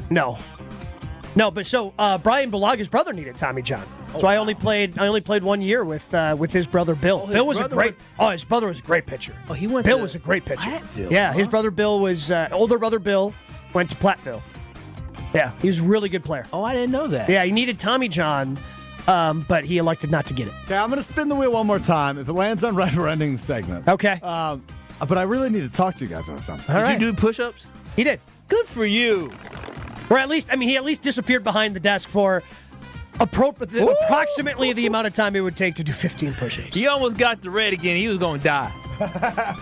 All right. 45 push-ups. That's the most he's ever done in his life. We need to talk about something. All right, what is that? So yesterday, an announcement came out that Joe Buck would be hosting the all-new ESPN Jeopardy. Mm-hmm. Oh. And I'd like to formally begin the campaign to get Gabe Neitzel on ESPN Jeopardy as a contestant because I think he'd be amazing at it. I agree. I mean, I feel like a lot of my knowledge is very specific to what we have here in the state of Wisconsin. I don't think that's true. Maybe a lot of it, sure. But you have a lot of other knowledge. Sure.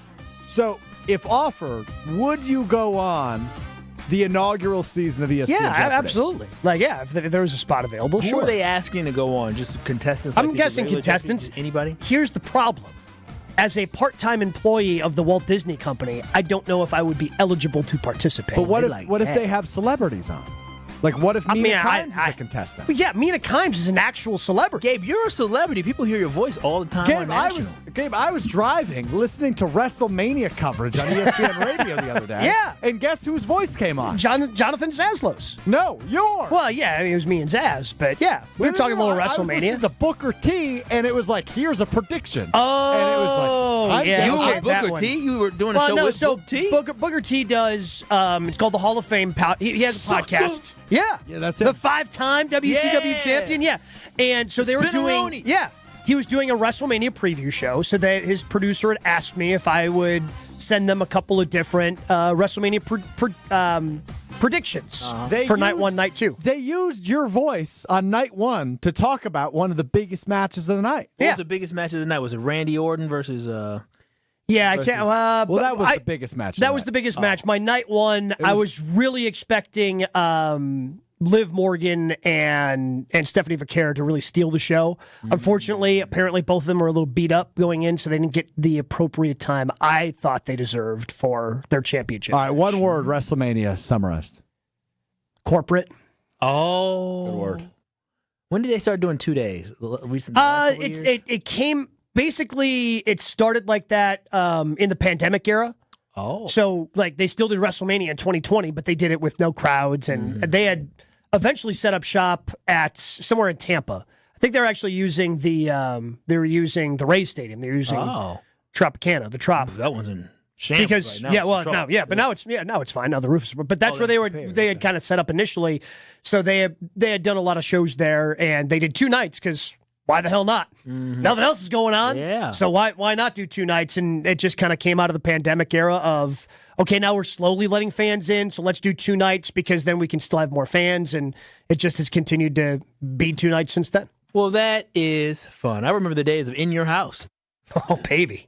Gabe, did you ever go to the wrestling events in the 90s at the Mecca? Not. Oh, man. I did not. I've heard great things, though. Oh, it was a dream. Me and my brother used to go to all the wrestling events. We still have, Wait, were you there for the first, because King of the Ring, so Austin 316. Was it 1995? Was born right here in Milwaukee. Austin 316 says, I just whooped your ass, was King of the Ring, which was in Milwaukee at the Bradley Center. Was it 1995 or 96? I want to say that was 96. When I say I used to go to them all, my parents used to go. We used to go to every single one. We used to go to every single one. I think it was 1996. Would I remember if that happened there at that year? Yeah, I was wrong. It was in the Mecca. It was in the Mecca. Okay. It was not in the Bradley Center, but that was Austin 316 says, I just whooped your ass. To be honest, that might actually be, because again, this is so long ago, when they used to come in town for these weekends, they did like autograph signings like the day before. Sure. And so I believe, because Sunny, I don't remember her last name, she was a wrestler. You say Sunny and everybody knows who you're talking about. If they know, they know. If they don't, they don't. We got an autograph signed. I remember my cousins and myself used to tease my brother about, oh, you like Sunny. And so that was around the weekend. You weren't the only ones. Oh, no, she used to be. I think she's fallen off a little bit. But that's okay. She's still a queen of somebody. That's the Wheel of Strofe. Enjoyed participating in it, watching you guys, especially Strofe, do a couple of push-ups. We do have Homer coming up in just a little bit. We'll ask him if he trusts Goody. But if you were watching the Brewers game last night, I want to give a shout-out. We'll do that coming up next on ESPN Wisconsin Draft Week. More coming up next on ESPN Wisconsin Draft Week. Southbound on 43, backing up from Capitol Drive solidly all the way through the Marquette interchange.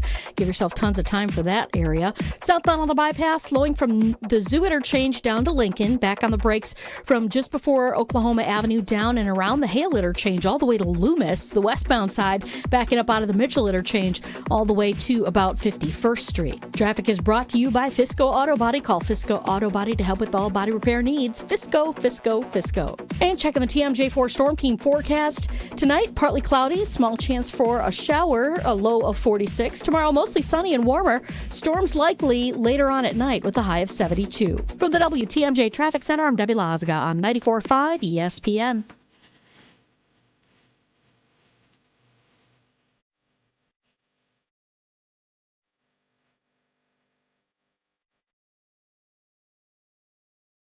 Hail damage? Siding Unlimited is here to help. We are not the storm chasers. That's important. Siding Unlimited doesn't chase storms. However, if the storm comes into our area like it just did, we're always available to help. Why is that important? Storm chasers skip town, leaving you with a roof with zero warranty. Siding Unlimited uses a roofing system that will get you a 50-year warranty on parts, pieces, and workmanship. Siding Unlimited will be there if you have a call down the road. Siding Unlimited is your local family partner on this project. We're here for you. Visit sidingunlimited.com today, but definitely stop by Siding Unlimited's open house on Saturday, April 25th from 9 to 1 p.m. From large manufacturer to local pizza shop and every business in between, Summit Credit Union helps your vision take shape with loan programs, great rates, and strategic solutions. Whatever you're building, you've got this. And Summit Credit Union's got you.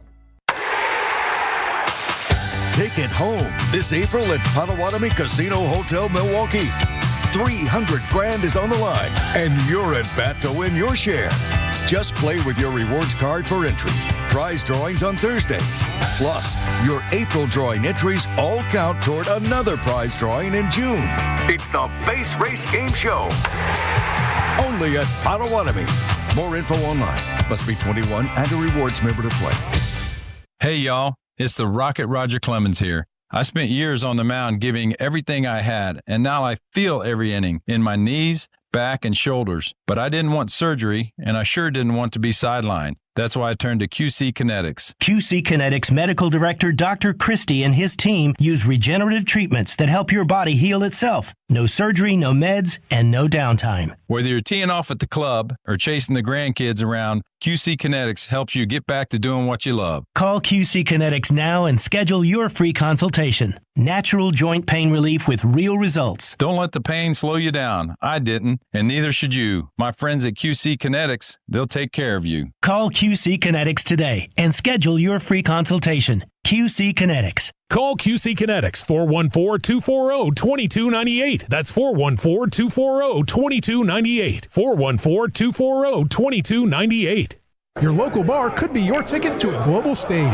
Michelob Ultra Soccer Shootout is giving fans the chance to win tickets to the FIFA World Cup 26 at New Berlin Entertainment this Thursday starting at 6 p.m. Also enjoy Michelob Ultra at Puddler's Hall, Maddie's, and Nomad on Brady. Your neighborhood, your shot at the world's biggest game. Play for the chance to witness history. Michelob Ultra, official beer sponsor of the FIFA World Cup 26. Enjoy responsibly. 2026 Anheuser-Busch Michelob Ultra Light Beer, St. Louis, Missouri. No purchase necessary. Open to U.S. residents 21+. Void where prohibited. Prizes, Flyaways, even Cash money. You want it? We've got it. Find a list of all contests and official rules by visiting ESPNWisconsinContests.com. That's ESPNWisconsinContests.com. This is ESPN Wisconsin Draft Week on ESPN Wisconsin and the ESPN Wisconsin app.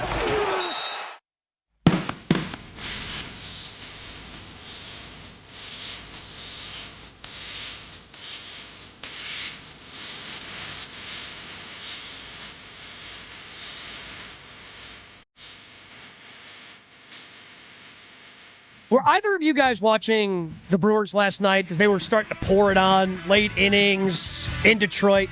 Yeah, I'd actually tuned in right around that time where they started just pouring it on them. Bases loaded. And so it was fun. I feel a little bad, but it was also funny because, Gary Sanchez, who I irrationally loved him when he was here 2 years ago. He's just such a massive human being. Mm-hmm. Just makes a lot of these other baseball players, especially like the shorter baseball players the Brewers have, look even tinier. He hits a triple. Just ripped one off the wall. It's a big ballpark out there in Detroit, and he hits a triple. And then the Brewers hit back-to-back triples because Garrett Mitchell hit a triple. But this is, and again, I think this is some of the advantages and some of the different things that you've seen a part of Brewers TV broadcast this year. Later in the inning, and ended up being a long inning, did you see when they did the side-by-side? I didn't see the side-by-side clip of it. They did a side-by-side of how long it took both of them. Because Garrett's a fat, he's a great athlete. He can fly. You can pick him up and put him down. Garrett was cruising into third by the time Gary was rounding second. Woo! Honestly, it could have been an inside if Garrett Mitchell hit Gary Sanchez's ball, it might have been an inside the Parker. The way he ricocheted and they had to chase after it. Yeah. Could have been an inside the Parker. So I felt a little bad for Gary, but also kind of funny if...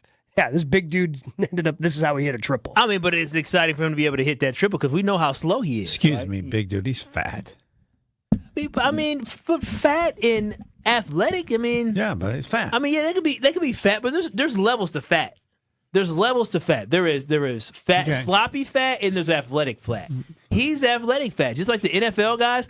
Them dudes, they might be fat. They might be 315 pounds, but there's a lot of muscle. Well, I like him too. He's big, but he's fat. There aren't that many fat guys playing. Ain't nothing wrong with being fat. 6'2", 251. You think that's true? No, I always assume it's a little. Would you say anybody who's? But he's amazing. Wait a minute. Yeah. Everybody should like him. He is. Wait a minute. Because I got some friends. Go watch him play and then go out to get something to eat.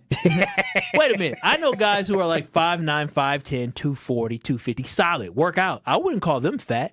They're they're thicker, they're husky, but I wouldn't call them fat. So on the fat scale, they're not quite there. If you're calling somebody husky, I'm not going to make a judgment till I see the person. I've never seen Gary Sanchez with his shirt off, so I don't know how big the belly gets. You don't need to. He does seem like he got a little bit hanging. And probably to be fair to him, he's just fat compared to normal baseball players. Yeah. Who was the other guy that we had here? Everybody loved him. Well, he's the hitting coach now. Yeah, that's right. Wait, Daniel Vogelbach. Oh, yeah. Because it was Or are you thinking of Rowdy? No, you're thinking of Rowdy Tellez. Yeah, Rowdy Tellez. And he was a little big. He was a little husky. He's the hitting coach, isn't he? He's an assistant hitting coach. Okay, he retired, a year or two ago? Yeah, so Vogelbach was added to the staff this offseason. Okay. That's what it is. He was big. Oh, yeah, he was a big boy. He was fat. He was fat. Now, Gary Sanchez, he's a little thicker. Well, but again, it's easier. It's easier to hide it. Like you can make the baseball uniform as baggy as you want, so it's easier to kind of hide some of that stuff. If that's what No, it's great. But whenever he plays or hits a home run, should be able to go out and get something. There should be a food deal. What makes you think he likes to eat? Maybe he's just big boned. He's 6'2", 251. That's what makes him think he likes to eat. Why do you choose to go there? Can I just ask you a question? The more you eat, the heavier you get? No, some people, they don't even, there's some fat people. Wait a minute, Homer. Homer, there are some fat people out there who don't even eat like that, but they just can't drop the weight. Go it's just ahead. natural. Tell us about those rare cases. You look at him, and do you say, that guy does not like to eat? I'm just saying, I know a lot of people who are on diets, and they just can't get it. I used to watch my 600-pound life, and I used to see them eat that salad. I'm telling you right now, let's call George Webb. You know they gave all those burgers when you won in a row? Yeah. He hits a home run, you get 6 burgers. Well, I mean, he's hitting a lot of dingers so far. Or 2 or something. Yeah. But what you should get is a lot of food in honor of him. It'd be great. So what if he's like a vegetarian or vegan? I don't care. Find out some way to honor when he has a big game, but getting a lot of food. I don't want a little, it's $1 if they win a game, you get a like Frosty. the little Frosty? No, they use cheese curds now from Culver's. Right. And I want like 50 cheese curds for half price. Just some big, he'd love it. Everybody else would love it. Tell me it's not a great idea. You know what's crazy is I don't think this is fat shaming. This is like encouraging body positivity. No, it's respecting him for what he's done and having fun with it. You can be big and be successful. Call him whatever you want. I'm saying maybe it's like when he hits 2 home runs or something. Sure. You've got to somehow. Only him. Yes, of course. Because he's whatever you want to call him. Big bone. Hustle. Whatever. You call him whatever you want. Big boy. Yeah, big boy. Yeah, he's a big boy. Yeah. He's a big boy. Yeah, and if you had the big boys, there is one big boy somewhere, but they're not. Would you call Prince Fielder fat? You can't look up. Prince Fielder was fat. He was 5'11", 250. Well, no, he did not seem as whatever you call him, so I don't say fat. Prince Fielder, according to Baseball Reference, 5'11", 275. Woo! Yeah. He got to have some fat in that body. Yeah, if we could bring him back, I think that'd be a good idea to have a food deal with him, too. 5'11", 270. That boy, he could move. He wasn't moving like Gary. He could move. He had it inside the Parker. Mm-hmm. I remember when he did that up in Minnesota, back in the old Metrodome. I apologize if I should have called Prince Fielder fat when he was playing. It just didn't seem the same. The guy, Vogelbach, what is it? I forgot. Yeah, Daniel Vogelbach. Because all I can think of is the fat guy. Now he big. Now that I was. No, every time he played, I thought of Chris Farley. Had a little bit of that. Yeah. You can see that in the face. That belly was hanging. But ain't nothing wrong with that. I love a little belly. We're gonna ask Homer a different question, a Packers question. No, we got to do Dick Trickle. Dick Trickle. All right. No. First time I met him, I thought it was going to die. Really? Yes. I want to hear that story next. All right, we'll do that. Coming up next. More coming up next on ESPN Wisconsin Draft Week. May is Skilled Trades Month, a time to celebrate the hands-on careers that keep our industries and our communities moving forward. At Junior Achievement, students are discovering that today's skilled trades include technology, robotics, and smart manufacturing. With support from Rockwell Automation, students are exploring how advanced manufacturing and automation will power the factories of the future. Thank you, Rockwell, for helping inspire the next generation of technicians, engineers, and innovators. Learn more at ja.org. When Milwaukee families need help, the United Way is there, reducing barriers to employment, providing transportation, safe and stable homes, and more for over 192,000 people. And this month, CUNIS is proud to stand beside them. Hi, I'm Bill Eater with CUNIS of Milwaukee. And I am Tony Avery with the United Way of Greater Milwaukee and Waukesha County. During the CUNIS Drives Milwaukee 1000 event, they're donating $100 to the United Way for every vehicle sold. Our goal this month is simple: 1,000 vehicles across 3 CUNIS Milwaukee dealerships. For a $100,000 donation to the United Way of Greater Milwaukee and Waukesha County. To help us reach our goal, you'll find incredible deals on all new and pre-owned vehicles at our 3 locations in Greenfield, Oak Creek, and Hope Chevrolet on West Metro Auto Mall. Be a part of driving Milwaukee forward at the CUNIS Drives Milwaukee 1000 event. Start your search today at CUNISMKE.com. That's CUNISMKE.com. In 1987, the Bucks took on the world and changed basketball forever. At stake, basketball supremacy in the United States. Bucks versus the World, narrated by Charlie Behrens, is the new season of Behind the Bucks podcast, presented by Gallagher, your trusted insurance broker and HR and benefits consultant. It's the untold story of the 1987 McDonald's Open, when the Bucks became the first NBA team to face the Soviet Union. Listen now on Bucks.com/plus, the Bucks app, the ESPN Wisconsin app, and wherever you get podcasts. Hey, it's Kyle Wallace, and April is the perfect time to reset your home for the long run. And Universal Windows Direct makes that decision so easy. Right now, when you buy 2 windows, you get 2 free, and there's no limit. Plus, you'll get 24 months with no payments and no interest. They're also offering a $500 bonus off your next home improvement project. Call 414-410-2000 or visit universalwindowsdirect.com to schedule your free in-home estimate today. And like me, you'll be saying, I love my windows. The only thing that tops our selection is your savings discount liquor. Ever notice how wine enthusiasts often speak a completely different language? And while that language may technically be English, to most people it's anything but. Hi, this is Marie from Discount Liquor, where we stock over 8,000 varieties of wine and speak many dialects of wine English to help everyone, from the wine novice to the master sommelier. So if you need an expert recommendation for wine, or maybe you know what you want and simply need help locating it, our experienced staff has got your back. No matter the budget, occasion, or your level of wine expertise, Discount Liquor will make you feel at home. Discount Liquor, unmatched selection, everyday low prices, a helpful staff, and 2 convenient locations. In Milwaukee on 51st and Oklahoma, and in downtown Waukesha on Barstow and Maine. Discount Liquor. Got your tax refund? Before it mysteriously disappears, invested in something you'll actually see every day. Your home. At Exterior Pros and Baths, turn that refund into energy-efficient windows, durable roofing, new siding, or a beautiful bath remodel. And they'll take it even further with $3,000 off your project. That's $3,000 in instant savings during the April savings event. But don't wait, this offer won't last long. Call 262-800-4274 or visit extpros.com today. Exterior Pros and Baths. Big savings done right. This is ESPN Wisconsin Draft Week on ESPN Wisconsin and the ESPN Wisconsin app.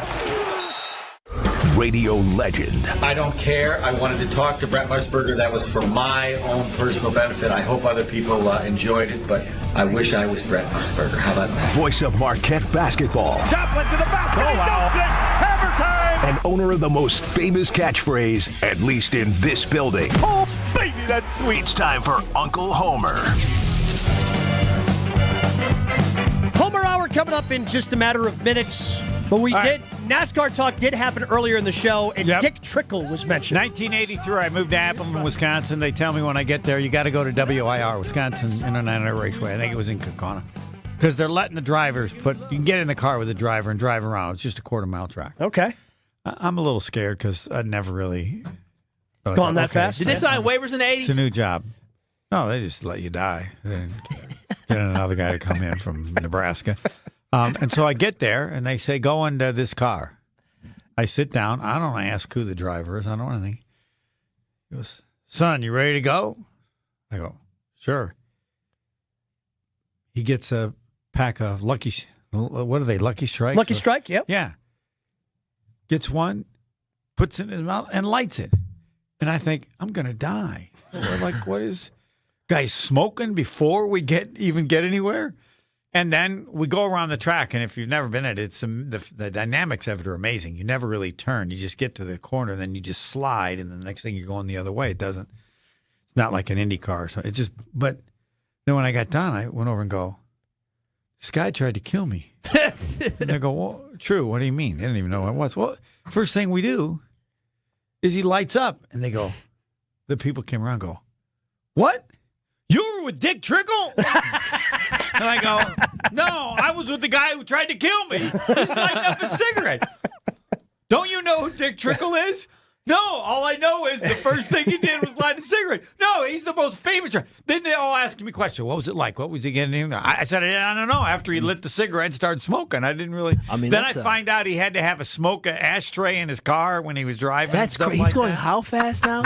Back then, what, 150? No, you're not going 150. No, because that was, it's a quarter mile. But let me tell you, you don't have to go 150 to be scared when the guy's smoking. Yeah, I mean, it's interesting. He just one hand. But I went from being scared to death to like everybody wanted to talk to me. They thought they were all like kind of mad. Like, why'd you put that guy with Dick Trickle? He didn't even know who he is. So what did you get out of the story? Well, I mean, just like all these people wanting to know. Like, they literally, I mean, it was hard for me. I thought, this guy's more famous than, like, Bart Starr or something like that. And so, did he ever talk to you? No, he just said, son, you ready to go? Well, no, did you ask him any questions? I didn't know he was Dick Trickle. I just thought I was going to die. And so because of your experience with Dick Trickle, you think he's better than Matt Kenseth? No, in talking to auto racing people, we go that whatever, and then they said it was short track. Dick Trickle was the greatest race car driver in the state, not even close. He tried to go NASCAR, but he never had enough backing and money. I mean, if you're good, you're good. No, not back then. You needed to have money. You needed to have backers. Even today, it's even more. No, it's literally the way college sports is now. You got no chance. And he tried. He went a couple times, and they know he has no chance because he has no money. His car, and he finishes 26th. But if you asked, that'd be a great question to ask Matt Kenseth. I think he would say that Dick Trickle was the greatest race car driver in history. Is Dick Trickle still alive? I don't believe that he is. No, I do not believe he is. When I lost track, but I assume if you smoke when you drive, you're probably not going to live a long life. He passed away in 2013. Ooh, oh, he had a good life. I bet he was 70 then. Yeah, 71. Yeah, made it 71. You outlived him, didn't you, Homer? Smoking's not a good thing. I'm no expert on that. There's a reason they put warnings on the side of the packs when you're buying them, Kyle. Do not advocate I that never did anything in Appleton, Wisconsin as famous as being in a car with Dick Trickle. Well, that's awesome, Homer. Well, we went another day without asking Homer about the Packers. About the Packers? Maybe I heard tomorrow. your question. Yeah. Do you trust Goody? Yes. The problem with Goody is the problem with LaFleur. They're good, but are they good enough? Like, look in the NFC. Yeah. All right? Seattle's better. Yeah. Philly's better. Maybe. Yeah. Then you still got the Rams, you got San Francisco, so you're one of them. And the division's a little better. You have to win the division. Let's go back when Aaron Rodgers, winning the division was a given. It was. That helped, gave you the kind of position they needed to be in the playoffs. It's tougher now, but you're right. You're absolutely right. So it's kind of sad, but not sad as like Giannis and stuff. But